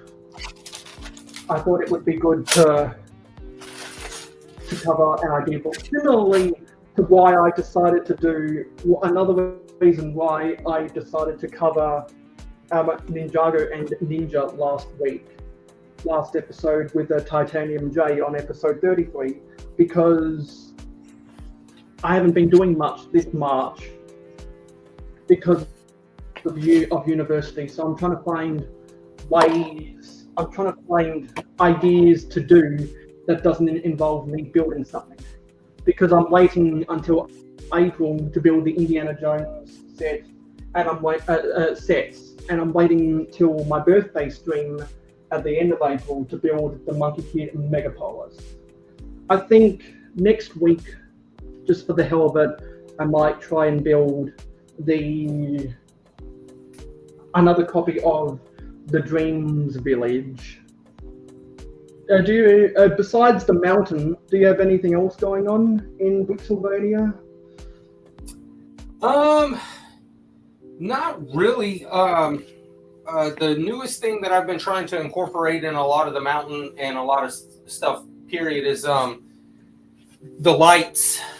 I've been getting some of the lights and doing the lights in some of the sets, so that way, the glowing pieces, you know, I can get those blue lights on there and make them glow in that cave. It looked pretty good in the Time Cruiser section. And then on the El Dorado side, I added lights. And so throughout this cave back here, or throughout this mountain back here behind me, in all the caves and the dark areas, I'm going to put lights so that way you guys can see more of what's actually going on in there.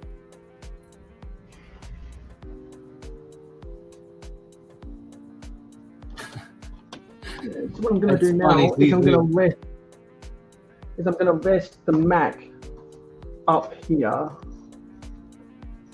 Going to rest the Mac up here. Thank you, Zizu. I appreciate it, buddy. I'm going to move this to the corner. Actually, no, I'm going to have this on top of one of the trains here if I can. Nah, that's not going to work out. How about have it rest inside of this pab cup, so people can get alternate views of the city, and I can move it around. So the legs of this tripod actually sticking out. Yeah, it's slowly coming along, and everyone can always catch up with the gradual process on all of my city updates. There's a whole playlist that people can go back and watch if they've missed out on any of the updates. And whenever I don't have anything to do on the build table, it's good to get as many different shots as the city as possible.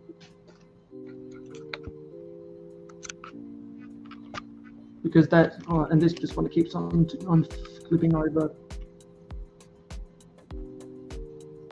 The best shots right now is any shot where I can get the Daily Bugle.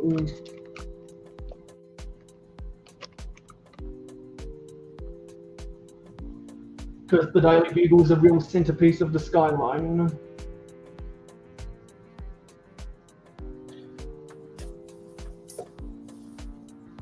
And it really stands out, and a lot of people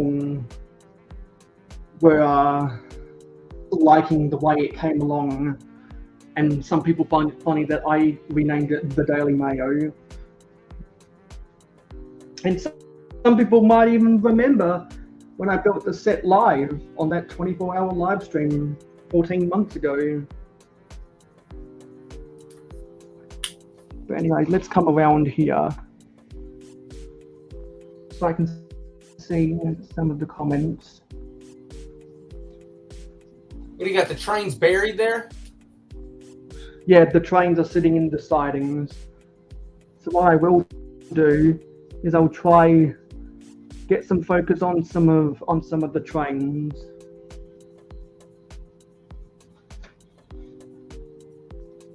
Got trains near the forest right there. So what are people saying?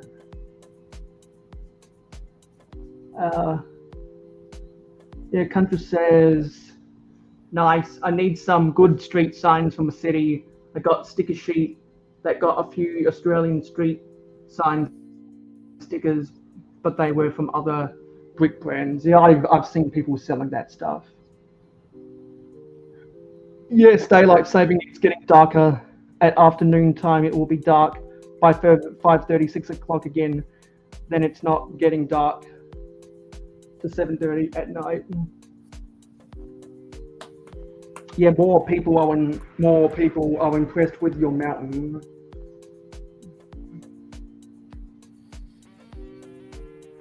Yeah, that was Contra earlier.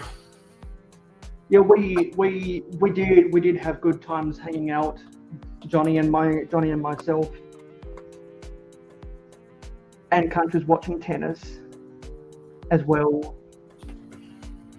And Zizu says, if I were RC, I'd stare at the 3D Lego movie sign thing all day.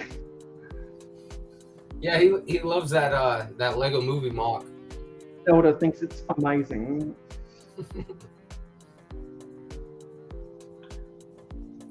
I told him it's already breakable, so he might have it soon. Yeah. It says for real though, great addition to your layout. And Zizu also says, I like the Daily Bugle, but I really do like Mayo's choice to stick with the more vintage style aesthetic for his city, which is why I shrunk it down. And yeah, I shrunk it down so that it wouldn't take up as much space, and I got rid of some of the interior detail, and I chose to leave it open on the back for the dollhouse aesthetic, which is what they used to do with vintage Lego. The train goes in a circumference around the city, and if people have watched some of my city updates from 2024, you would have seen the train going around the city in its current form.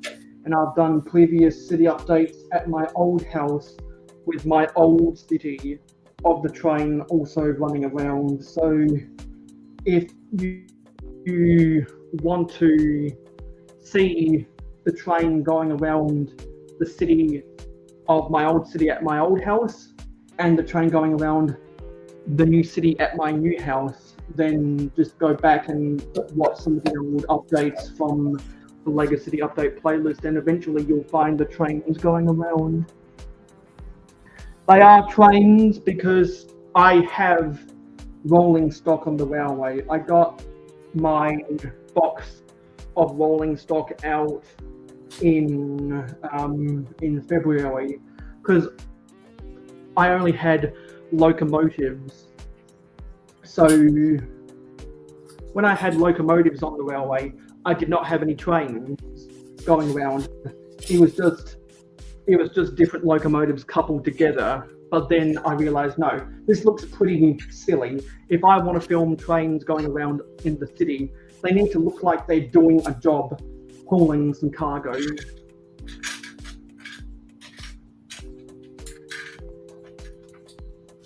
It's got to make sense. Exactly, location, well, location to location, which is why I want to have multiple train stations on the layout.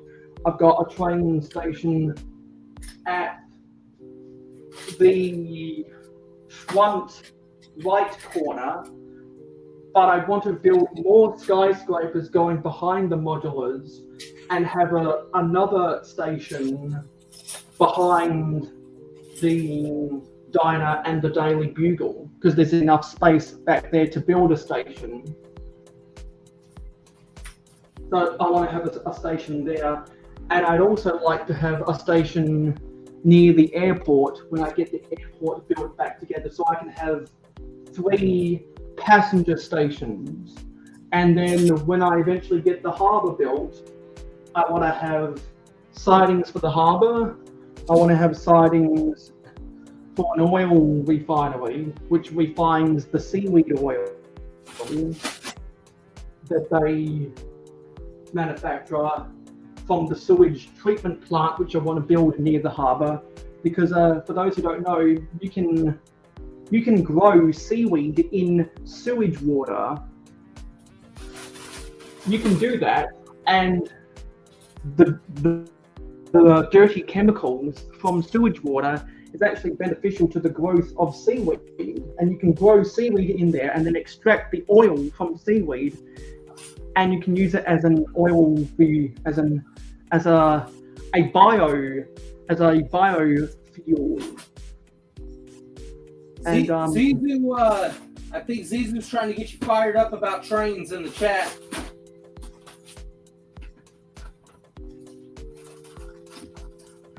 Yeah, I know that you're trying to trigger them, and I'm not triggered because I know what I'm talking about. So I want to, and I also want to have a third siding.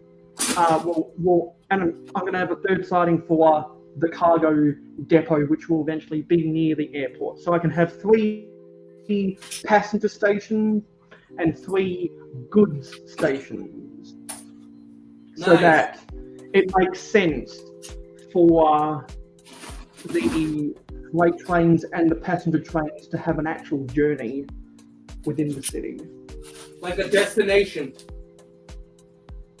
yeah, destinations on the railway give a Lego train a sense of purpose rather than just having one railway station and one freight station. So the trains just go around and they just come back to the same area without having a purpose to go around the layout. They could just stay there and do it the same purpose. But if you have different stations on different parts of the railway, then it looks like they're actually going somewhere. They have a reason to go somewhere. Which is why, if you know the red cargo train from 2011, hello, Bunny Bricks. We're just about to end. Yeah. It's not the end of the world that a train just, could you imagine if you got on the train in the morning to go to work and then instead of taking you to work, it just brought you back home? Yeah, that would be like, well, why am I on here? No, I get it. Yeah. Hey, Bunny. And so what I liked about the 2011 cargo train is it included the grain it included the stone hopper, where you could load stone into the hopper, and it had a conveyor belt so that you could load it into one of the tipper trucks on the train, and it also had an unloading station where you could use the tipper truck to dump out the stone. And if you since it included enough straight track to make a pretty sizable oval, although it came with more straight tracks than normal because it didn't come with any of the switch tracks, which the bigger cargo train sets from Power Functions and Powered Up come with the switch track and or a destination on the side. So it looks like the trains have an actual purpose for running around on the railway. What you could do is you could have the loading station with the red cargo train on one of the straightways, and then have the unloading station on the other straightaway, and preferably have them opposite each other on not just different straightaways, but close to the different curves. So it looks like the train would have to travel longer around the oval of track for it to get loaded and then travel to where it gets unloaded. You could have better play scenarios out of that compared to some of the passenger trains that have not even a proper railway station, but just a small little short platform that isn't even the length of a full-sized coach. And if you just have that awkwardly on one of the straightways, you don't even have another one of that on the other straightway, so that it just looks like the passenger train keeps going around and just goes back to the same station without going anywhere else. Like the red passenger train on all of the passenger trains from the remote control, power function, and powered up technologies, all the passenger trains have a small, tiny little station platform. That's not even the full length of a coach. They've all had that, and it looks so awkward because not only is it small, but there's only one of them, so it doesn't look like the train's going anywhere. Yeah, no, you know what they used to actually give us though is, you remember when there was 9-volt, they would give you a train station that you could buy, and then the other trains would come with different areas and stuff like that, but you could actually buy the other sections that you want to do, like you were saying, like where the train gets loaded, they would have that, and then they would have like a train station somewhere also. Yeah, because there were more train stations back then. We've gone ever since 2006. So ever since 2007, we've got a spiraling amount of train stations, and actually we just hit double-digit viewers. So hey Douglas, this was going to be a bottle episode, but I think we'll now designate this as a rambling episode. Yeah. So everyone out there who's been watching for the last hour, who thought this was going to be a bottle episode, it's now going to be a rambling episode where we're gonna give it to you straight. We're going to give you all of the facts instead of actually playing with Lego. So so we got a yellow station that was very bare bones in 2007. Yep. And that was with the remote control trains, or the RC trains, which now that from Mox is a co-host of Real Whole Egg, I will call them remote control trains, not RC trains. That was from 2006 to 2009. They replaced it with the power functions then, and they first sold that when the Emerald Knight came out in 2009. Because I believe they gave you instructions where you could put a motor inside, where you could put a power function motor inside of the Emerald Knight. So we waited 3 years for the next train station. Yeah, we waited 3 years for the next train station, and I believe that yellow one from 2007 was only sold for 2 years. So we got a red and white intra-city, not an intercity station in 2010, which was the first station and only train station I've ever bought. Then we got another train station in 2014, which I think came out just as the 2010 one retired. And then that 2014 station was sold until 2017. And from 2017 to 2020, there were no fully fledged stations. So we had a 3-year gap where there were no stations on the market. And then 2021 comes around, we get the train station that has the Thunderbox on wheels. Oh, yeah, the one that's got like a cafe, and it's got it's got that bus instead of a taxi. Yep. I've actually got that. Yeah, the 2010 and the 2014 train stations came with a taxi. The 2021 station, which you can still buy, came with a bus. And so going 3 years without a train station on the market was a pretty long time. And I just hope that there's never a time period again where Lego goes even 1 year without a train station on the market, because they've always done a good job at, even though they don't produce as many train stations or as many trains per decade as they used to, they're always consistent about having train stations on the market. So they're always consistent about having train sets on the market. But they really took a nosedive when they had that 3-year gap without having a train station on the market. We haven't gotten a level crossing since that one in 2010. We've only gotten level crossings in the train sets itself. And also we have Douglas McQuicken. Hello, Douglas. Good to see you here. It says howdy to us all. Not necessarily a rant, more just a ramble, which is why, I haven't had a lot of stuff to rant about lately, which is why we haven't done any rotten eggs.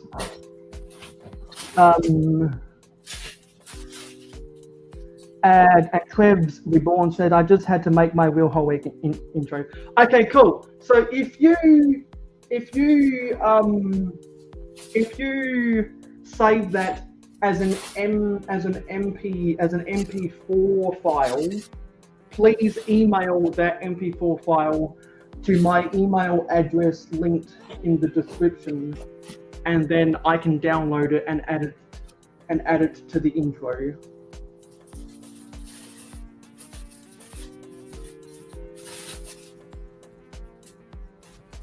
or you could DM it to me on my or you could DM it to me via Instagram.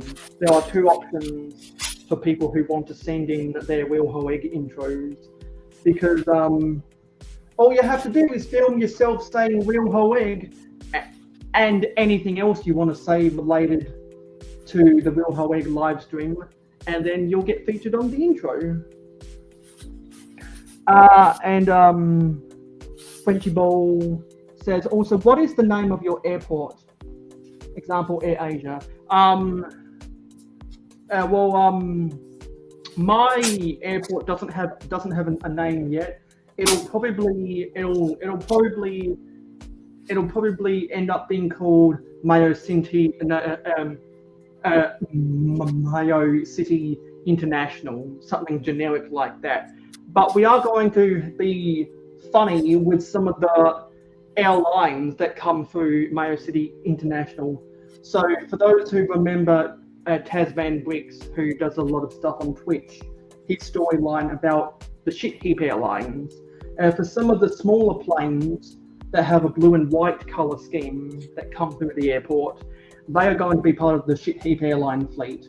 For the airlines that have the logo of the airport worker, which is the same logo that I use on the torso of my sig fig, as inspired by a very cool vintage Lego channel called Matt Simmons, who has been making Lego videos since 2007. That's a while. Quite a while. They've been making stuff since 2007. They made a video in, I think it was 2008. That was a video about their airport, and they named one of their aeroplanes that had the airport logo with the silhouette of the plane taking over the color bars. They called that Sunset Airlines.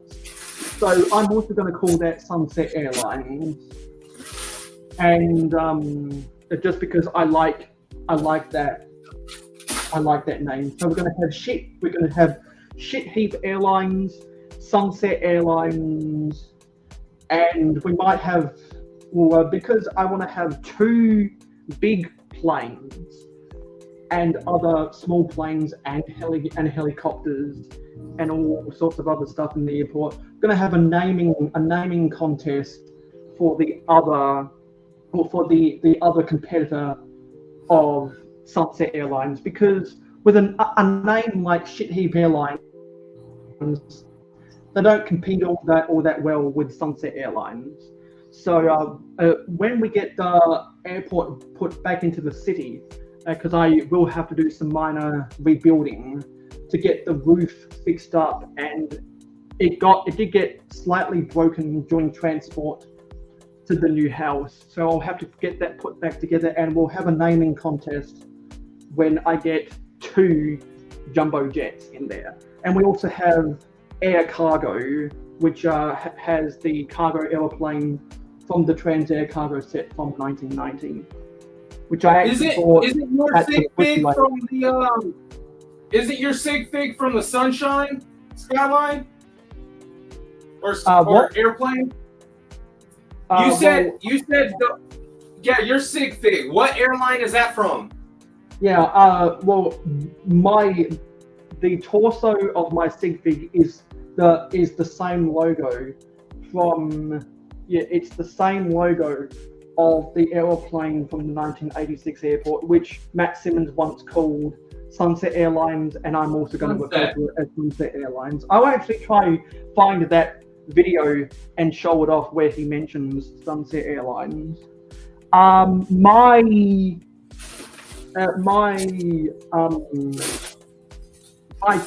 airport does have some food vendors, and I can't remember if I made a video about my airport or not, the building itself. I will have to go back into my video catalog and see if I did, but if I haven't, eventually I do want to make a video about the airport, because I do have a Burger King a Krispy Kreme, and I believe I do have a Starbucks in there, or something like that. I know I do have some fast food chains in the airport that do sell coffee. And Douglas says, will we get another Ninjago City modular soon? Well, we just got the Ninjago City markets this year, and our good friend, our resident ninja Titanium J, when we covered Ninjago vs Ninja on last week's live stream episode of Hoeg, he briefly talked about the Ninjago City markets. I think we get them every 2 years now, or something like that. So I'm going to share a quick tip for anybody who's out there watching who cares or whatever. But if you get a chance, if you have any of this stuff here, so when you're building your trees, this is like that flexible tubing that Lego makes, but pretty much build your trees with that running through the middle. So then that way they become a lot more structurally sound, and you see that those won't want to come apart anymore. And so here we'll put them, but yeah, otherwise they would just break apart and your trees are fragile. So this is one of the best ways to do it and keep them together. This or Technic pins. Yeah, some people already coming up with some funny names for airline companies. But we'll have an official naming contest when I get the airport put back into the city. Because until we get the airport put back into the city, I'm gonna devote my mind to doing other stuff in the city. Thanks, Susie. Aha, that's a good slogan for the Sunset Airlines. Vintage comfort at modern prices.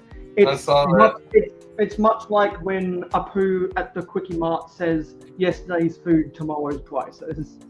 Mikey says, I have returned. I've been playing a new game tonight. I had a busy week just relaxing. Okay, that explains why Mikey J didn't jump up on you. Because for those who don't know, after last month, Mikey J had a lot of conversations with us, and we have now designated Mikey J as a regular guest host, which is why he is in the group chat with RC and myself. So anyone that also wants to apply to be a regular guest host, doesn't mean you have to show up every week, just means you have to show up at least once per month. You can contact the Real Whole Egg Instagram and apply to be a regular guest co-host. But if you also want to apply to be a one-time guest co-host, you can also make a formal application to the Real Whole Egg to the Real Whole Egg Instagram, and just let us know what kind of Lego you want to talk about with, and whenever we can align your interest with whatever we want to talk about, then we can book you in. So for more information about that kind of stuff, go follow at real_whole_egg on Instagram for more updates about how to apply to come on to the panel. Yeah, so that's everything I wanted to say about the airline. So now what I will do is I'll go get a picture. No, sorry, I'll go get the video that I was talking about by Matt Simmons. Go Matt Simmons Lego, because there's a bunch of channels called Matt Simmons, so it's tough to weed through those. I'm going to go to their video catalog, and actually what I'm going to do is I'm going to share my screen so that we can see the video and also get a look at Matt Simmons' channel. So for that, I'm going to turn my camera off. Going to let people continue to stare at the city because people like looking at the city. And this is his channel. And the reason why he doesn't produce as many videos anymore is because he lost his monetization during Adpocalypse. So if you like vintage Lego, definitely go subscribe to Matt Simmons and watch a bunch of his old videos. Help him get the 4,000 watch time hours he needs, and and also let him know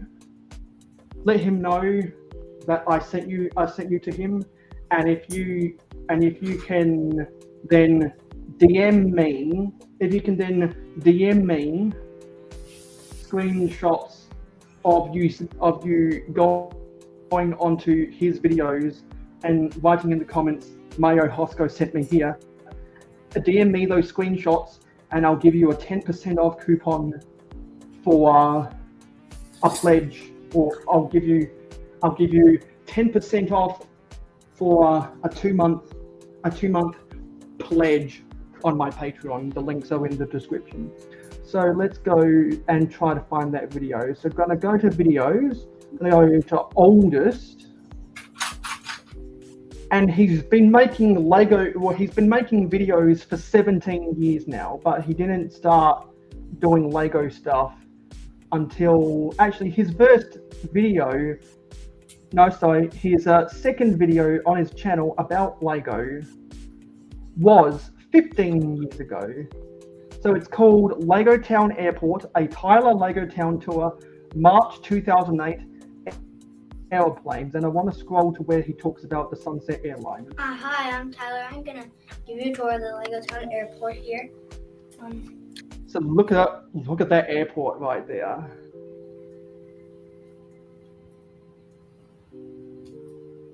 Look at how cool that airport is. And we're going to actually get this full Is that the Century Skyway? We're going to get this full screen. That's the 1986 airport. The Century Skyway came out 8 years later in 1994. But that's the airport that I bought on eBay 8 years ago, and I've since done big modifications to it to expand upon it. Mikey J said he's going to be done with the video you were in. Nice, because for those who don't know, I am the new voice of Magisto in his story series. Very nice. And so whenever he does videos about that series, he has a couple different people who are voice actors in his series, and anyone out there who also needs voice actors for their series, get in contact with me, and I'm happy to do any voice for any of your characters that speak English. Pads here. The other ones are actually right. Now this is actually a funny scene, and if anyone can notice what he does wrong, I'm going to give you a congratulations thing. Okay, let's go back. These hold the helicopters. We have two of them, not counting some of the other ones around here. This one is our rescue helicopter, or just actually a regular helicopter also.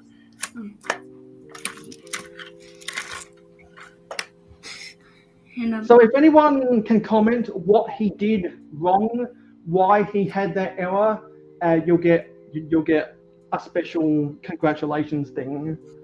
Let's continue. This is our TV helicopter. World. We have our cargo airplane.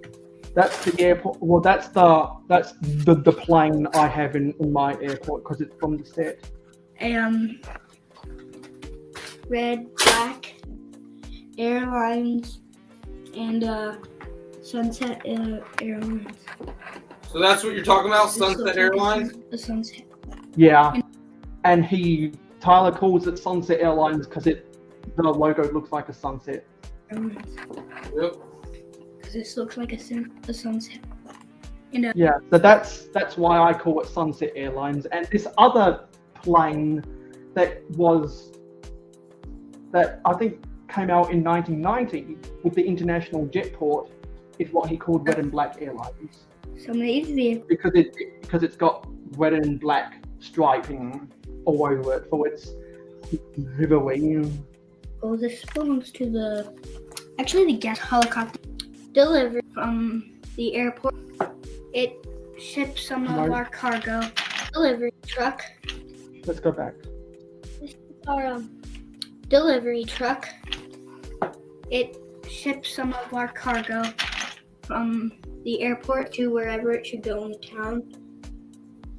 Most of it goes to the dock usually, and So you might see some minifigs around the place that have that airport worker torso. And also, if you look very closely on that refueling,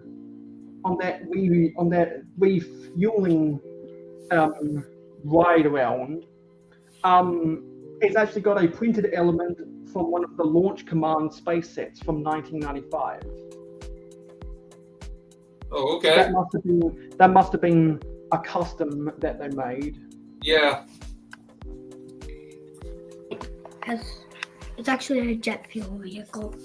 They call it a jet fuel vehicle. In town. And I want to piece together that delivery lorry so badly, which is why I bought the red hinged pieces in an old bricklink order, because I want to piece this together.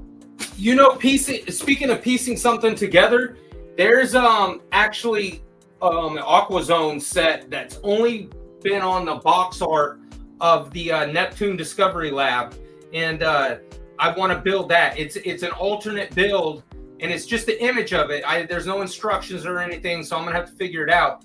But there's an image of an alternate build. Instead of building the Neptune Discovery Lab, you can build this other submarine. There's a lot of different weird things they did in the 90s with those hinges. Let's fast forward. For the this is kind of useful. And so you might recognize that I use that red forklift in various places around my city, because that also came with the 86 airport.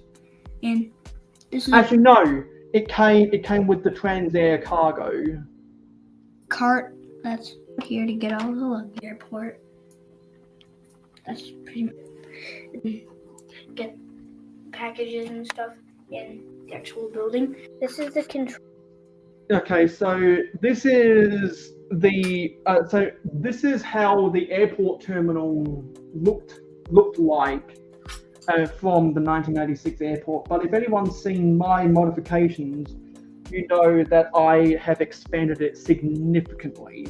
And I'm gonna start with the building, the actual building. This is the control tower up here, and it tells like when the planes are gonna land and stuff.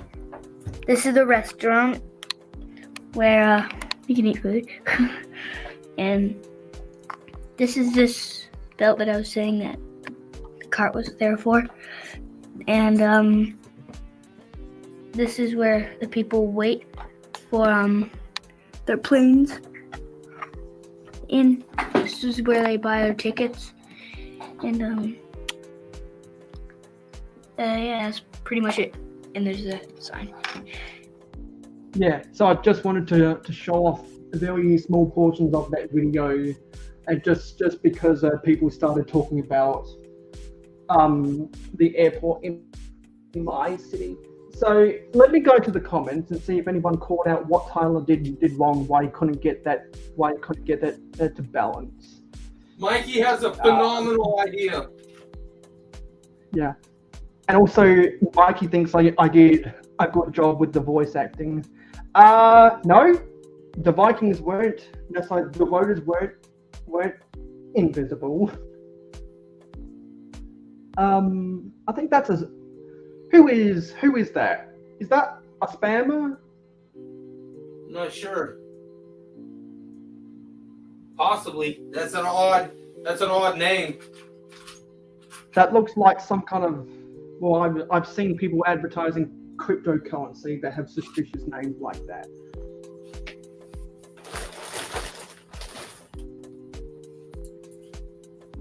So we'll just let that account talk it out and see if they're a troll or not, because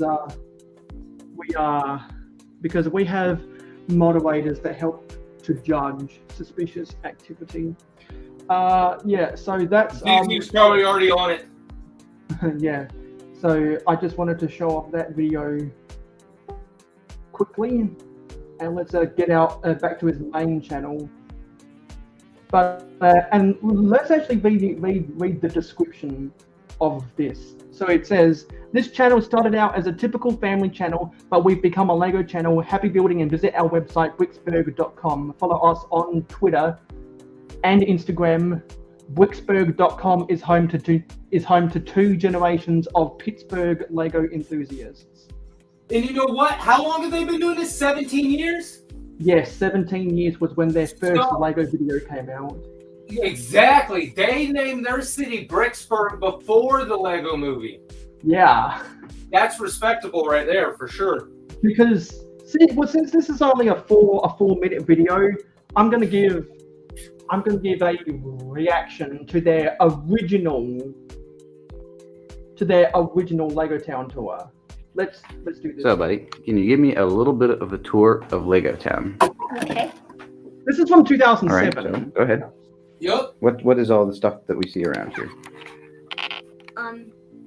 So actually, I'm gonna rewind. All right, so go ahead.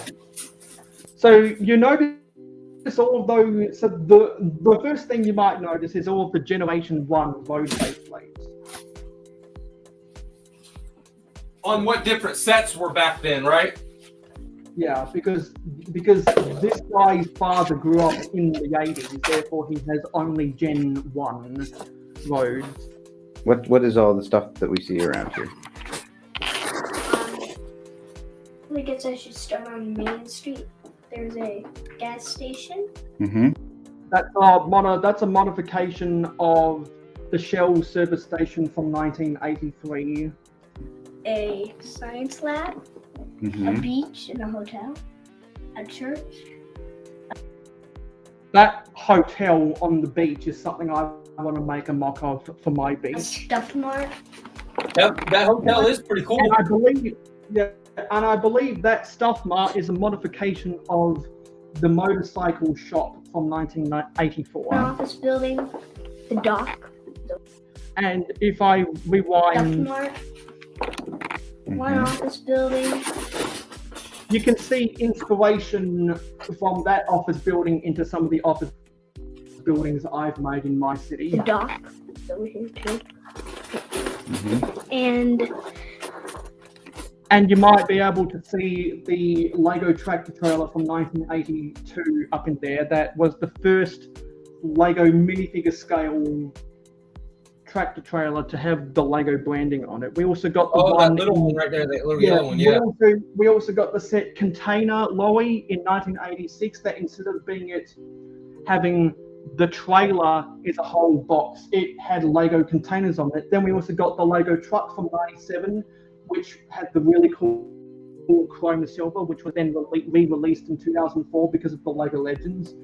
And then we ended up with the LEGO City truck in 2010, which was a similar build to the Toys R Us truck from that same year. And then with the 2015 City Square, we got the LEGO box lorry. That was a shorter version of the 2010 version. Did you hear that we're supposed to get another LEGO semi? I did hear that in the rumor mill last year, and I'm waiting for more info about it. Brick Clicker did a thing about it. the TV station. a hospital. Now that hospital is actually a modification of one of the small hospitals from I think 1981. Originally it was, I think it was called Paramedic Medical Center or something, because it wasn't a full-on hospital. We didn't get a full-on hospital that wasn't a little clinic or doctor's office type thing until the Emergency Treatment Center in 1980. And Gotcha. Pac-Man lives here, and there's Times Square where the taxis park. You can see the hamburger. You can see the hamburger stand from 1983. The original minifigure scale police station from 1978. Jail. An airport. That's the 1986 airport, as we already covered, and that's the 1981 minifigure scale fire station. A fire station. Mm-hmm. A snack bar right over there. And there's a snack bar. Mm-hmm. And a barber shop. And a Right. post office. A warehouse. I believe that post office is from. I think that's a 1984 post office. And I once upon a time built a mock. I tried to piece that together until I decided to build a mock version of a post office that I believe I made a video about, or I made a city update that focused on the post office. And over here is where our neighborhood is. And that blue building over there is the repair shop. That's a modified version of the 1981 auto repair shop. Okay. In the neighborhood. And all of the houses in those neighborhoods. One of them is the holiday villa. One of them is the family home. I think one of them is one of the Creator 3-in-1 houses from the mid 2000s. I think one of them's one of the houses from the 90s, and the rest are mocks. Yeah. Right. Okay. So what's going on today in town? There's like an awful lot Okay, of... yeah, that was all of the those were some of the sets. But I just want to fast forward to some of the stuff. They're sending this on the at the other end of town there. grocery guys are over there having some lunch. Pastor's in he's now. Oh, in the hospital. Yeah, he's the guy with the red and black shirt. Right. And do you notice something that looks out of place in that shot right there? That's 6 wide? Yeah, that's the 6 wide ambulance from 2006. Yeah. Because everything else is so vintage. Yeah, because it's all the 4 wide to fit on the Gen 1 roads. Yeah. No, the 6 wide stuck out quick. Okay. And what's going on with the church? They're repairing it. Hmm. Part of the roof got burned. Oh, go back right quick. Hmm. Burned out. Oh, those are time cruiser. They're repairing it. And Umbrella that he uses umbrella roofs. Yeah. Are the time cruiser. Like shields.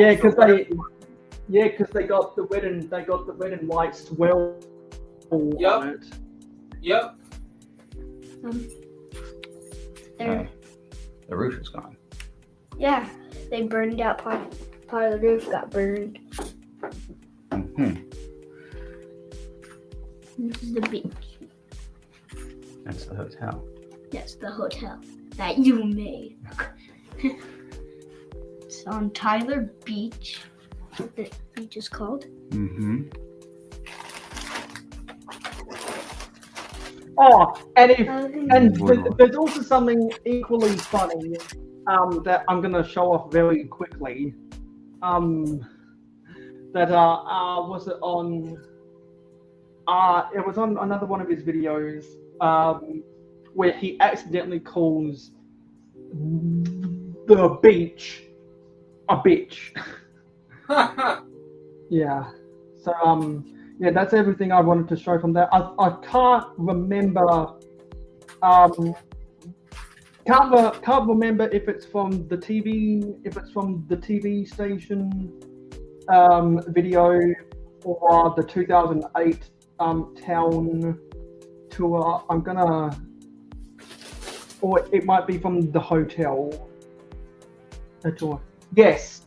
Yeah. This is where we accidentally called the beach the beach. So let's hear this. This is the hotel at South Calabich Beach.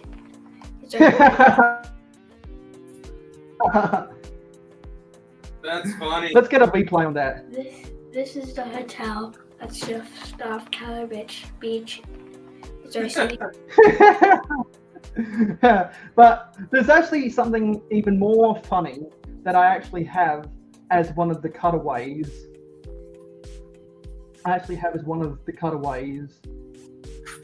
On my branding. And we're going to play this, try find this very quickly. Because it's such a ridiculous thing that always makes me laugh. Just where is it? What did I do with it? I can't remember what I did with it. It's oh, maybe I took it off here. But I used to have something. If I can't find it here, then I'll just have to go to the video where it's from.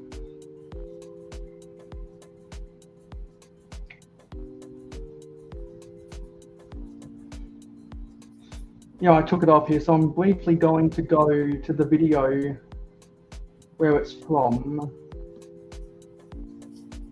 Okay. It was when he did a video about a tour of his TV station. Oh, I got you.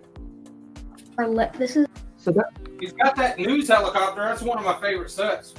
Yeah, this is the second generation of his city, and look at how differently it's changed. Oh yeah.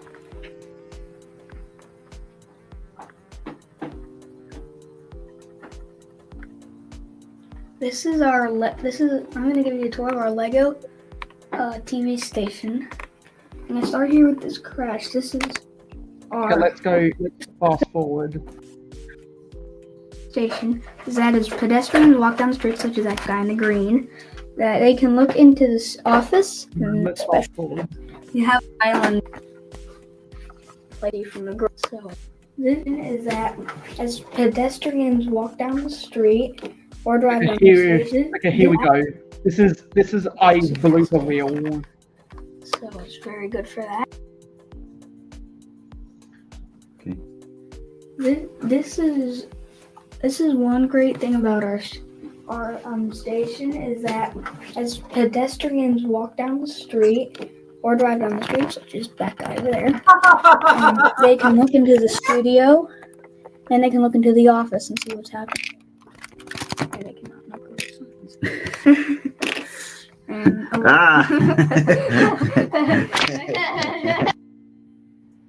And so it just ends like that.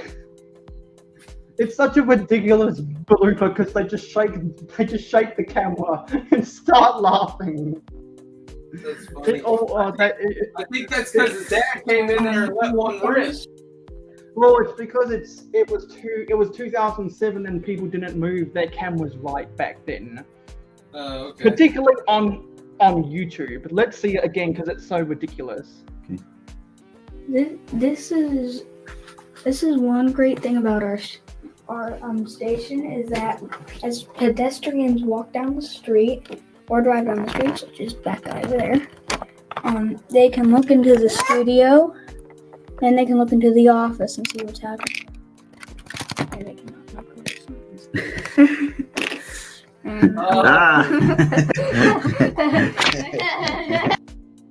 So it just ends like that. That is just ridiculous, and it's so ridiculous that I actually use that as a blooper reel in some of my videos. Yeah, no, the sound But, I was hearing was the camera hitting the signs. Yeah. Yeah, but they've done a lot of funny blooper reels. I want to show off some of the blooper reels. I want to scroll to them. Because the best bloopers they did were from 10 years ago. A truck. This is a video about the Indy transport. And they stow neatly under the cabs. And this is want to see more like this? Go to our truck. I'll put this flap up and now you're ready to hook up the cab.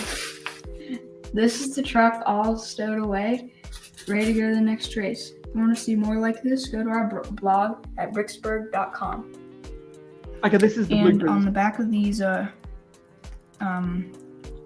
whatever they are, here, so come out. Okay, so I'm gonna go. This is how you put the cars up, or what? Yeah. This is how you put the cars up. This is how you put the last car up. Dang it. Let's start over because it's getting stuck. It's like trying to jam it up in there. This is how you put the last car up. Oh, you totally lost me. Okay, this is the truck all stored up and ready to go to the next race. For more of this stuff, go to our... What? For more like this. Yeah, okay. And if you notice, the tractor cab for this Indy transport, the back is a 5 wide, not a 4 wide. Yeah. Because this came out in 1995. This was the second tractor trailer they did with the 5 wide build at the back of the cab. The first was the go-kart transporter with the Victory Cup races. The second one was the surveillance squad from the police team in 1994. And the third one was the Indy transport with the Lego Town race in 1995. It's an old Lego set from a while ago. And, I like that with the chrome yeah. stack. Yeah. I don't know. Okay. Hi, my name is Tyler, and I'll be giving a tour and demonstration of this. Okay, I messed that up. Well, that was good, actually. Until that. I know I messed the car up while I was pointing to it. Whatever. And they got that a and it. table behind them. All right, go ahead. Okay. Hi, my name is. You're not looking. I am. You're look here. Look here. And would you believe that Fun, Tyler right? is in college now? What? No. Hi, my name is Tyler, and I'll be showing you some of the modifications of this Lego set. Oh, dang. Me, Tyler, truck, cool, 3 cars, awesome, yeah. Woo. I know you're gonna put That's going on the bloopers. Yeah. Lego. Yeah. So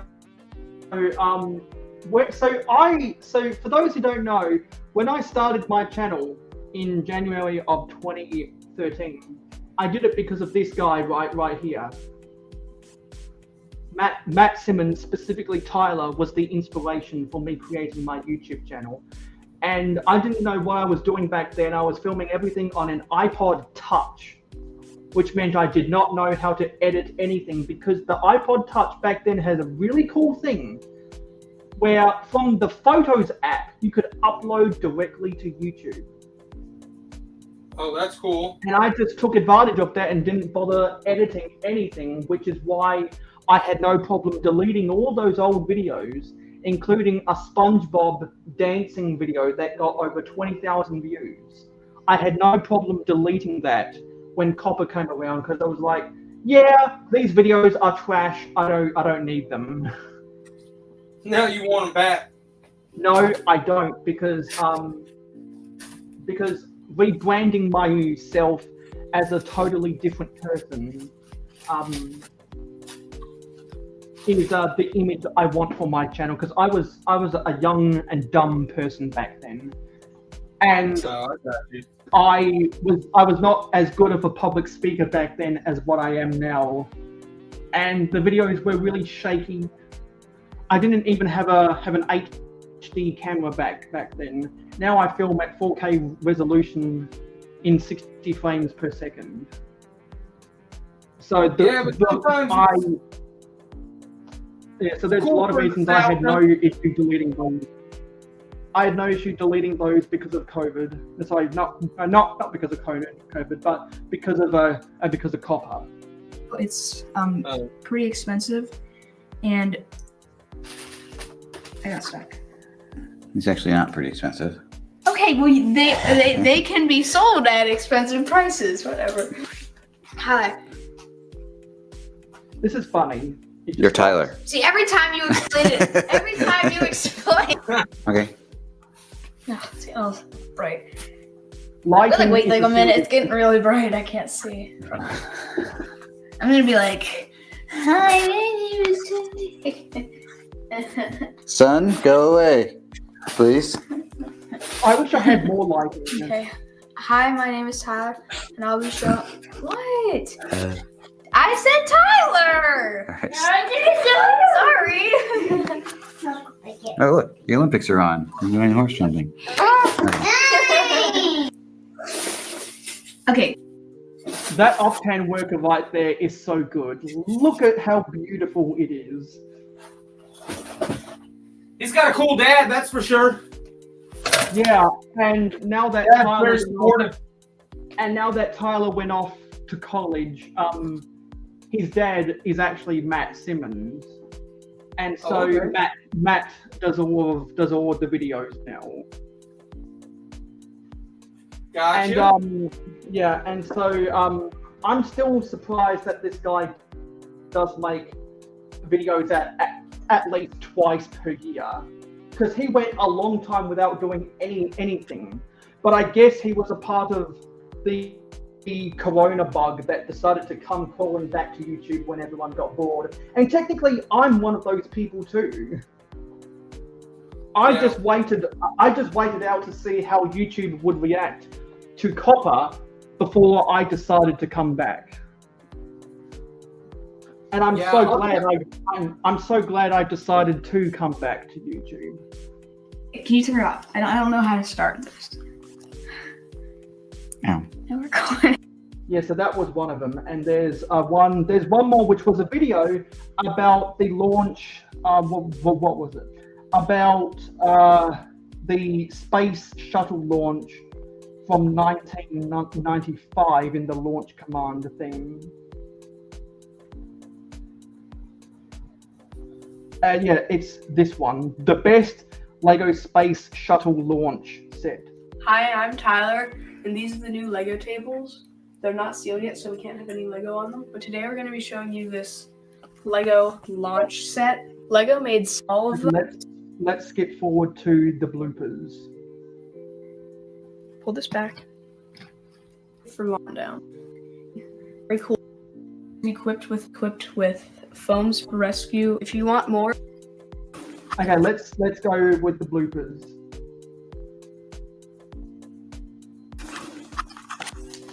Hi, I'm Tyler, and I'm here with Catzilla, and today we're going to be showing you this old shuttle, and these are the new LEGO tables. They're not sealed yet, so we don't have the, yeah. What are you doing? I sneezed and then I tried to cover it. So that female voice is Tyler's sister, Mia, and they made a video about a Paradisa mock that Mia built about 12 years ago, and I think it borrowed a lot of set concepts from the Paradisa, and actually in their neighborhood they have the Rolling Acres Ranch, which was a 1992 set. It opens on the top here. Okay, stop. Like that machine control. This firefighter comes with a full suit of no, let me try. Not a suit of armor. Yeah. I was about to say suit of armor, but that doesn't make sense. Dragon, maybe. Go ahead. Fire dragon.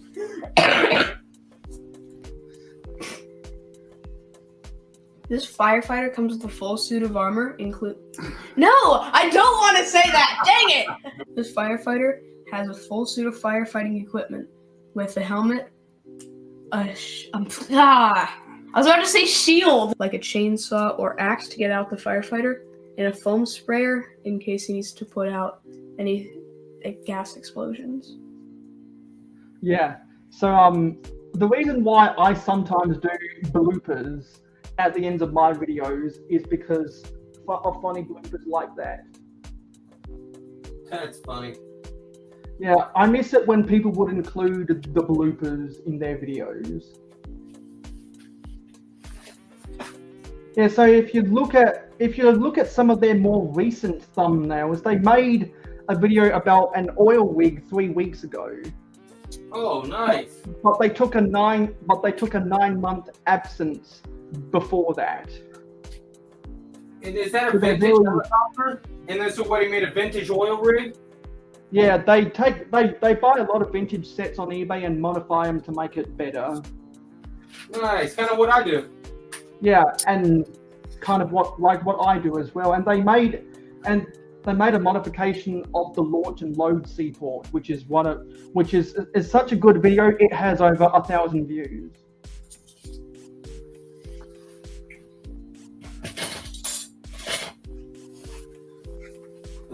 And so you see a lot of really cool vintage stuff in their thumbnails.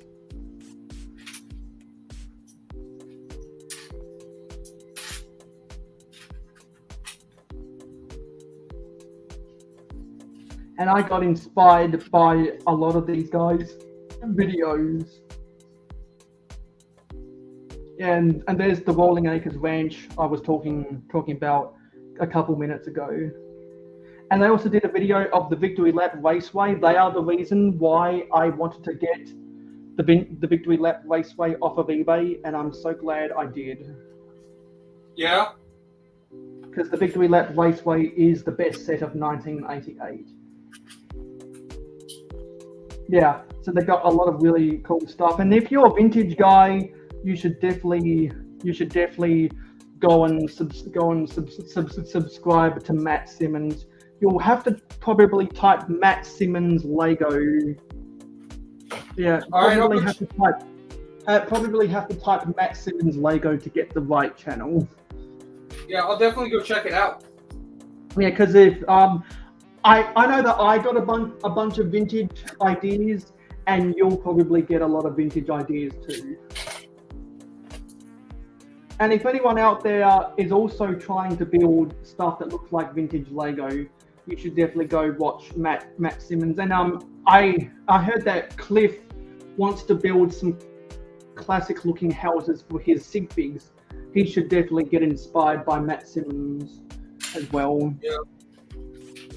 Anyway, so we prolonged this stream an hour more than what I thought I was going to do. That's all right, buddy.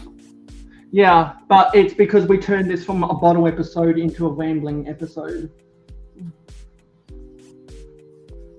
Oh, hey, that's fine with me, man. Whatever you want to do, buddy. Yeah, and we like to be consistent at a 3-hour average. So before we get ready to sign off, just while I go refill my water bottle, I'll put you on the big screen so that we can see the epic layout behind. And if there's anything you want to say about what you're working on right now in Pennsylvania, have at it. Yeah, for sure, man. Because I'm gonna go refill my bottle. Ramble On. Isn't that a song, buddy? Isn't that a song, Ramble On? Yeah, no, pretty much the only plans I have for the city right now is to continue this area over here. And once I do, sorry, I forget it's backwards. But yeah, once I continue this area and finish this off, I'll be able to work on the Arctic section. And so the Arctic section is one of the things that I've been working hard to get towards for a while now. And I have all of them. I have all the Arctic from the 90s Arctic theme to the, I think it was 2013, 2014 Arctic theme. I I've got quite a few different things. I've got the woolly mammoth frozen in ice, and I'm going to work out all that in there. So that is what's going on as of right now. Using all my blue bricks parts to build this mountain. It's just time consuming, extremely time consuming. The most recent section that I did right here, I easily have 15 hours, if not more, tied up in that. Probably a little bit longer than that. So you're looking at almost a full day just for one section if you really start adding the time up. And so it just takes time. But that's what I got going on. I don't know. What about you guys in chat? How many of y'all left out there? And just in time because I've quenched my thirst. There you go. So we can get ourselves out of here with the. Oh, eat something. You all right? Yeah, I just knocked over a box that had some Lego on it. Not too much damage. There's a lot of stuff in my city that really crowds up to put this. Yeah, like if I show you guys like my floor right now, this is like how I'm always constantly walking around. There's pieces everywhere. There's bags of pieces everywhere. It's just chaos. Yeah. Let me put myself on the bottom. Project Sleeper Zizu. Yeah, because it's about that time for everyone. I'm gonna get up the link for the Brick Hive stream, and apparently Trebs started his own stream, and looks like we gained a subscriber this episode. Very nice. So I'm gonna set up a link to go watch Hive after this, which will put up 5 minutes to go in the stream. And so we'll put up when we get the credits going. So because of that, because we did a whole lot of rambling on, there wasn't. We will delay doing. We'll kind of do a revisional history about the Lego Idea Book 6000 next week. We'll do a revisional history when because we didn't have time for pardon the interruption. So we'll do a double pardon the interruption next week. So it'll be double the trouble, just because just because we got on to some good rambling and lost track of time. Had a lot of good conversation. So who do we have in the chat today? We had Johnny G, Trebs Reborn, from Blocks to Mox, our co-host, Hobby Hooligan, Scott's Blocks, Zisu, Sultan Force, and anyone out there who hasn't bought tickets to enter the giveaway, you should definitely do that if you've got enough jars. We had Copper,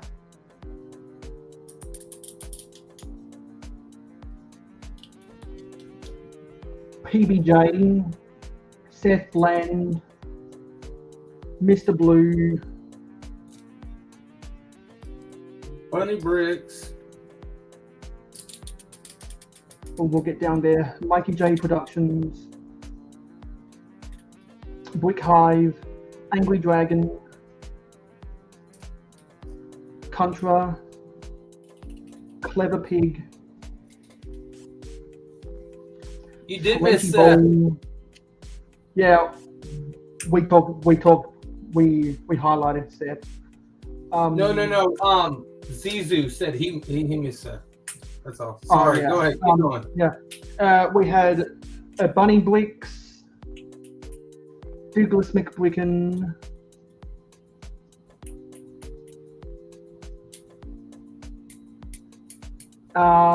looks like there was a spammer. And that was everyone that left a comment today. So thank you for watching. So thank you. Go ahead. For watching. Yeah. Yeah, Yeah, what?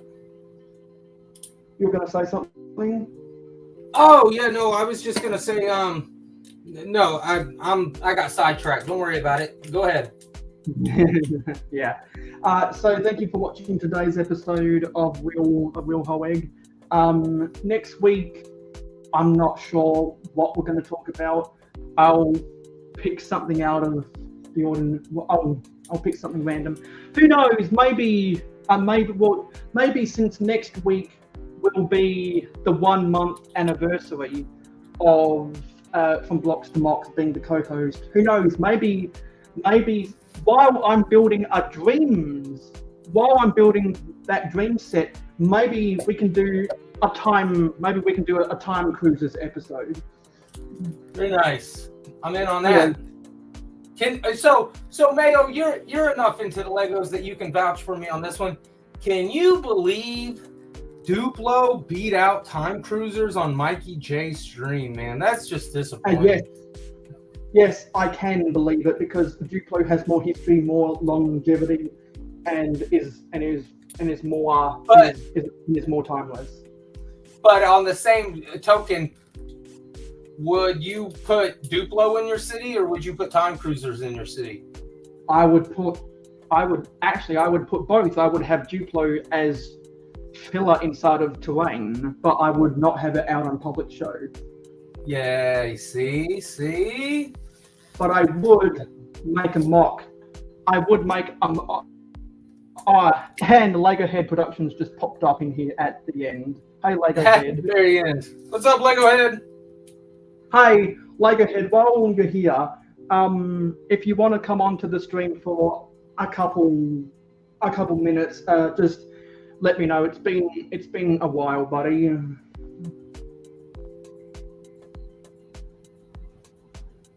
If you want to come onto the stream for a couple minutes, I'd be more than yes. Well, it looks like you got something urgent to say. Okay, so if you've got something urgent to say, go. I'm going to let you know. I'm going to let you know how you can join the stream. So I want you to go to your Instagram.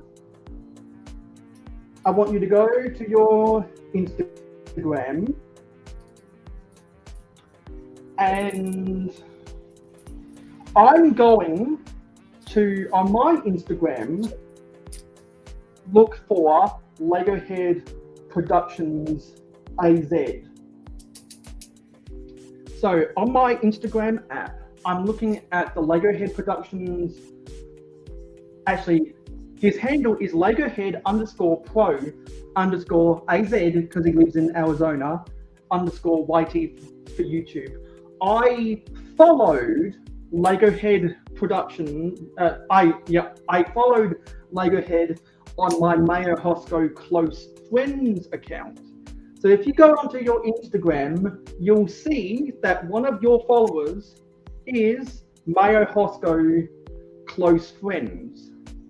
I want to send you a DM so that you can join the stream from my Mayo Hosko Close Friends account.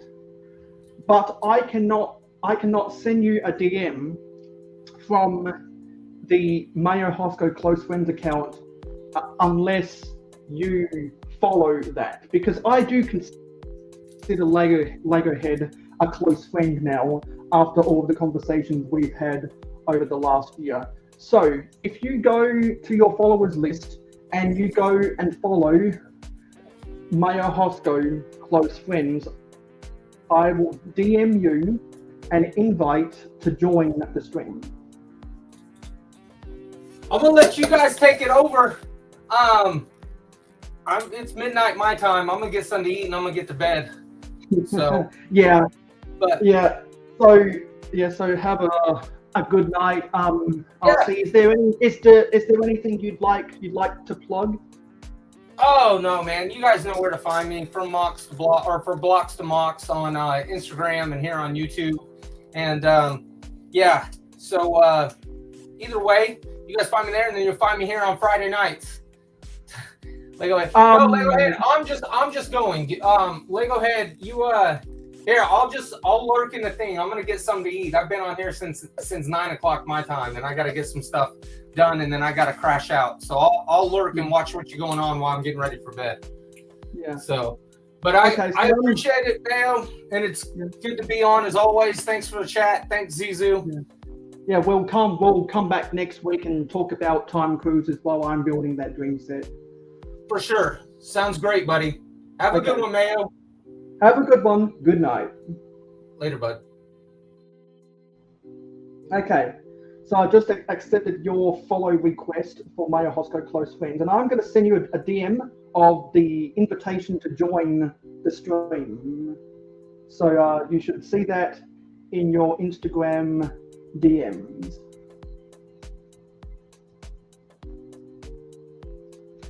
And since it's been a while, because for those who don't know, Lego Head, I asked Lego Head if he would like to become, and if he would like to be designated as an occasional guest co-host rather than a regular guest co-host or a guest co-host, and he accepted. So we're just trying to figure out some formalities, and I'd like to hear what Lego Head has to say, because whenever I have conversations with Lego Head, it's normally something interesting happens.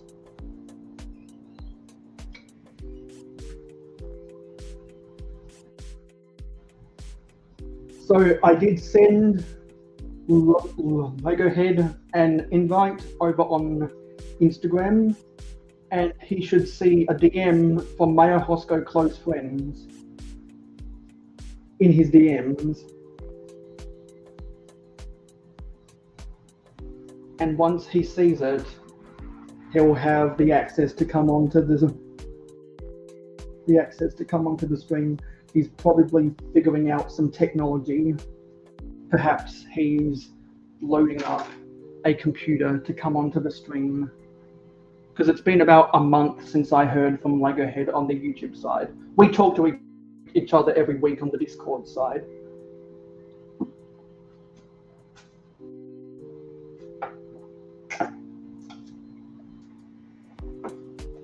Because who doesn't love a good conversation about Scott the Woz? Actually, let's put the view of the city on the big screen. And so we'll get this figured out. And this is the time when we need the Jeopardy theme. So we'll do this.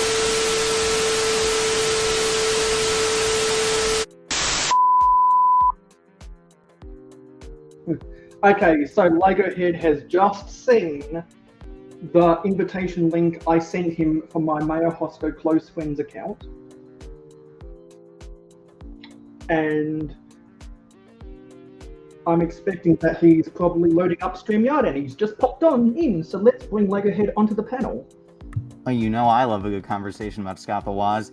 Yeah, okay, so for some reason, I don't know why, my Instagram DMs do not, they don't show up anymore. Or at least on the computer. I can get them on the phone, but I can't get them on the computer for some reason. The little messages tab went away. Like, I had it bookmarked because when I first talked to Doc on Instagram, when I first got Instagram, I bookmarked it, and I have a bookmark on my favorites, or on my list or whatever, titled just Doc, and then I click it, and then it brings me to his DMs, and then I go up from there. But for some reason that doesn't work anymore. I don't know. But anyway, I came here for one reason and one reason only.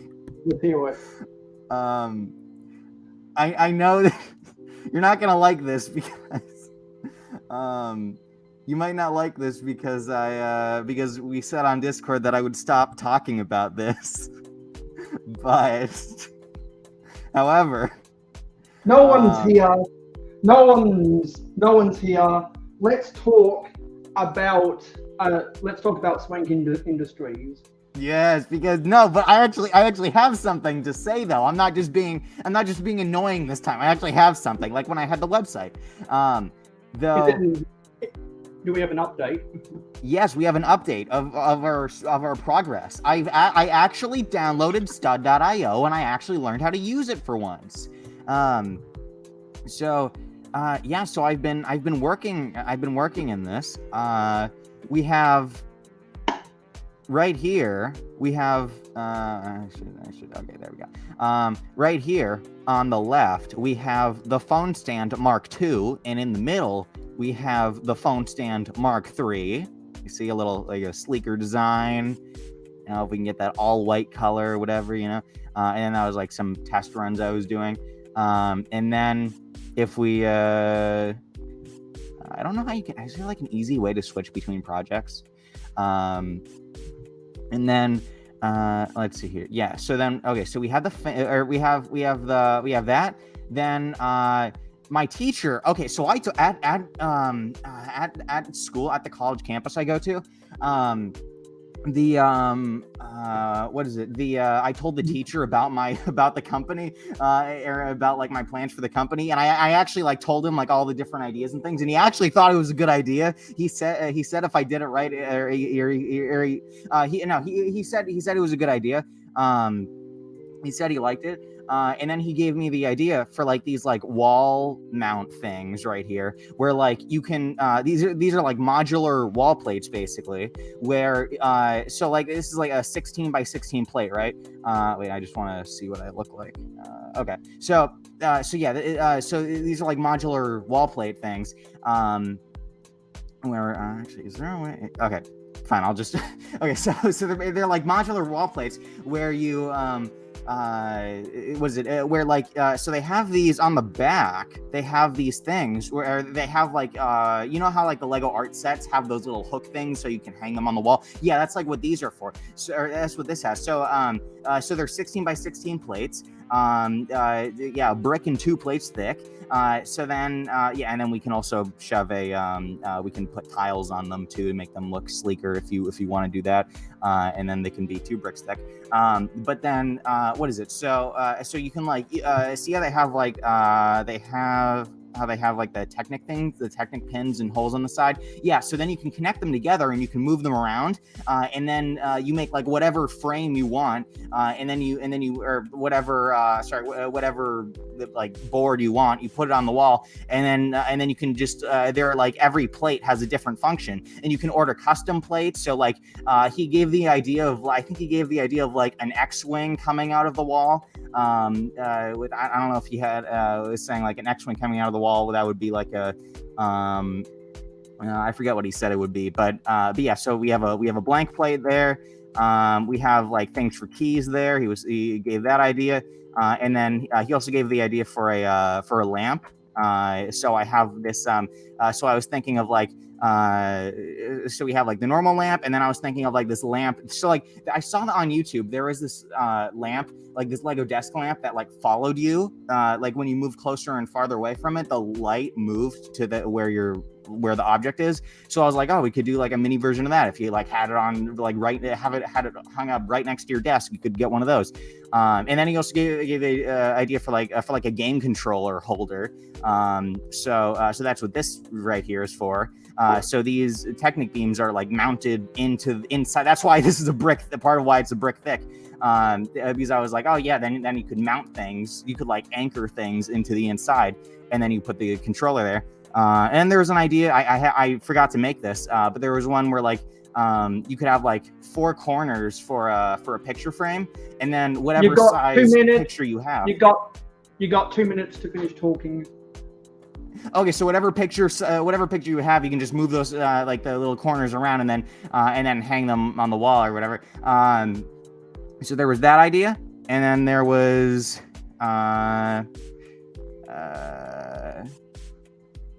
if I can, and then yeah, and then we have the portable fan Mark II right there. Not a whole lot with that. It's a pretty simple design. And then I started working on the mini fridge. So like you see, we got the ventilation on the outside, and then the battery pack, the switch, and the motor with the drive, with the thing. And then there are some propellers in here because it's just this design, and then that's put on the inside here. What? 60 seconds to finish talking. Okay, yeah, so I actually took a technique from Apple because, you know, Apple, okay, wait. No, wait, was it? It may, okay, maybe not this design exactly. It was a bit different because on the Apple Mac Pro, they to cut down the sound or to cut down on the sound of the fans, they had each fan spin at a slightly different speed. So I built that into here where each fan has a different gear ratio. So then they'll all spin at different speeds, and then the noise, that will help the noise situation.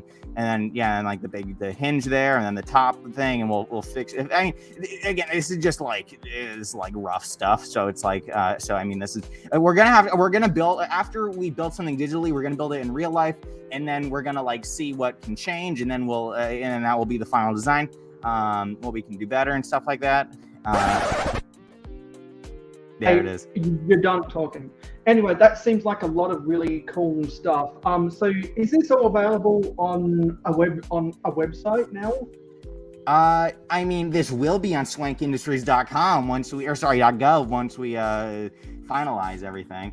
So have you launched the website yet? No, not yet. So I also got, I was also talking to my brother who does like a lot of business stuff. And I think so. Instead of Google Sites, we're going to be using Shopify to make the website because you know Lego themselves actually uses Shopify to make their website. So we're which my teacher did confirm. My brother said I think Lego uses it because you can tell when a site's made with it. He said that I didn't. And then my teacher did confirm that Lego makes their site with Shopify. So yeah, swankindustries.gov is going to be made with that. We just have to pay for that though. So you know that's going to be something. Anyway, and hopefully, and hopefully we can expect a trailer for the website and a video about the website when it's launched. Yes, that's right. That's well, yeah. And we're also gonna and all of that stuff can be found on your channel, can't it? Well, we have the Swank Industries YouTube channel. That's going to be a thing. Yeah. So that's exciting stuff in the future. And so now what I'll say is because we're going to end up here, where can we find you on social media? You can find me at Lego Head Productions AZ on YouTube. Let's just pull up the name so you don't mess it up because for some reason everyone always does. There it is. That's me. Oh, that's me. Very, very cool. And we'll talk more in the backstage after we send everyone off to go watch Brick Hive, and we're going to put the link up to the Brick Hive channel in the comments. So thank you for watching episode 34 of Real Whole Egg. In episode 35, we will be talking about Lego Dreams versus Lego Time Cruisers while I'm building another dream set. So thanks for watching this live stream. I'll see you in my next live stream, which as always is at 9 p.m. Eastern on a Friday night in North America. And because of daylight saving, right now is 12 p.m. Australian Eastern on a Saturday. I'll see you in my next short. Thanks for everyone who watched my short about the centipede. And I will see you in the next video. And the next video will probably be more things about Brickvention because I don't have a mid-month city update. Anyway, let me go turn off the music and then we can roll the credits. Bye guys!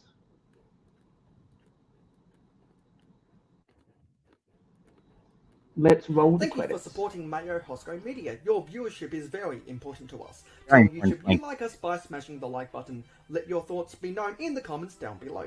Never miss out on any more LEGO content from us by hitting the Swank subscribe Industry. button and ringing the notification bell. Stay tuned for Buying live Swank every Industry Friday stock. at 9 p.m. Eastern in North America, and monthly city updates on the last Wednesday or Thursday of every month. If you like Minecraft and gaming streams, follow us on Twitch, Mayo_Hosko, no capital letters. Twitch streams every Saturday morning at 8 a.m. Eastern in North America. To be in the know, follow us on Instagram and Twitter at real_Mayo_Hosko. Have fun with us on our Discord server. Friend us on Facebook and join the fan club group. For business inquiries, email us at swankindustries.business.com or at gmail.com. Special community perks including behind the scenes, voting rights and early access videos. Become an investor today by pledging to us on Patreon. Links in the description. Watch this video recommended to you, or check out this playlist if you missed any previous videos of the same genre. This has been Mayo Hosko, and I am a fan of old Apple LEGO. uses a Gmail #A domain.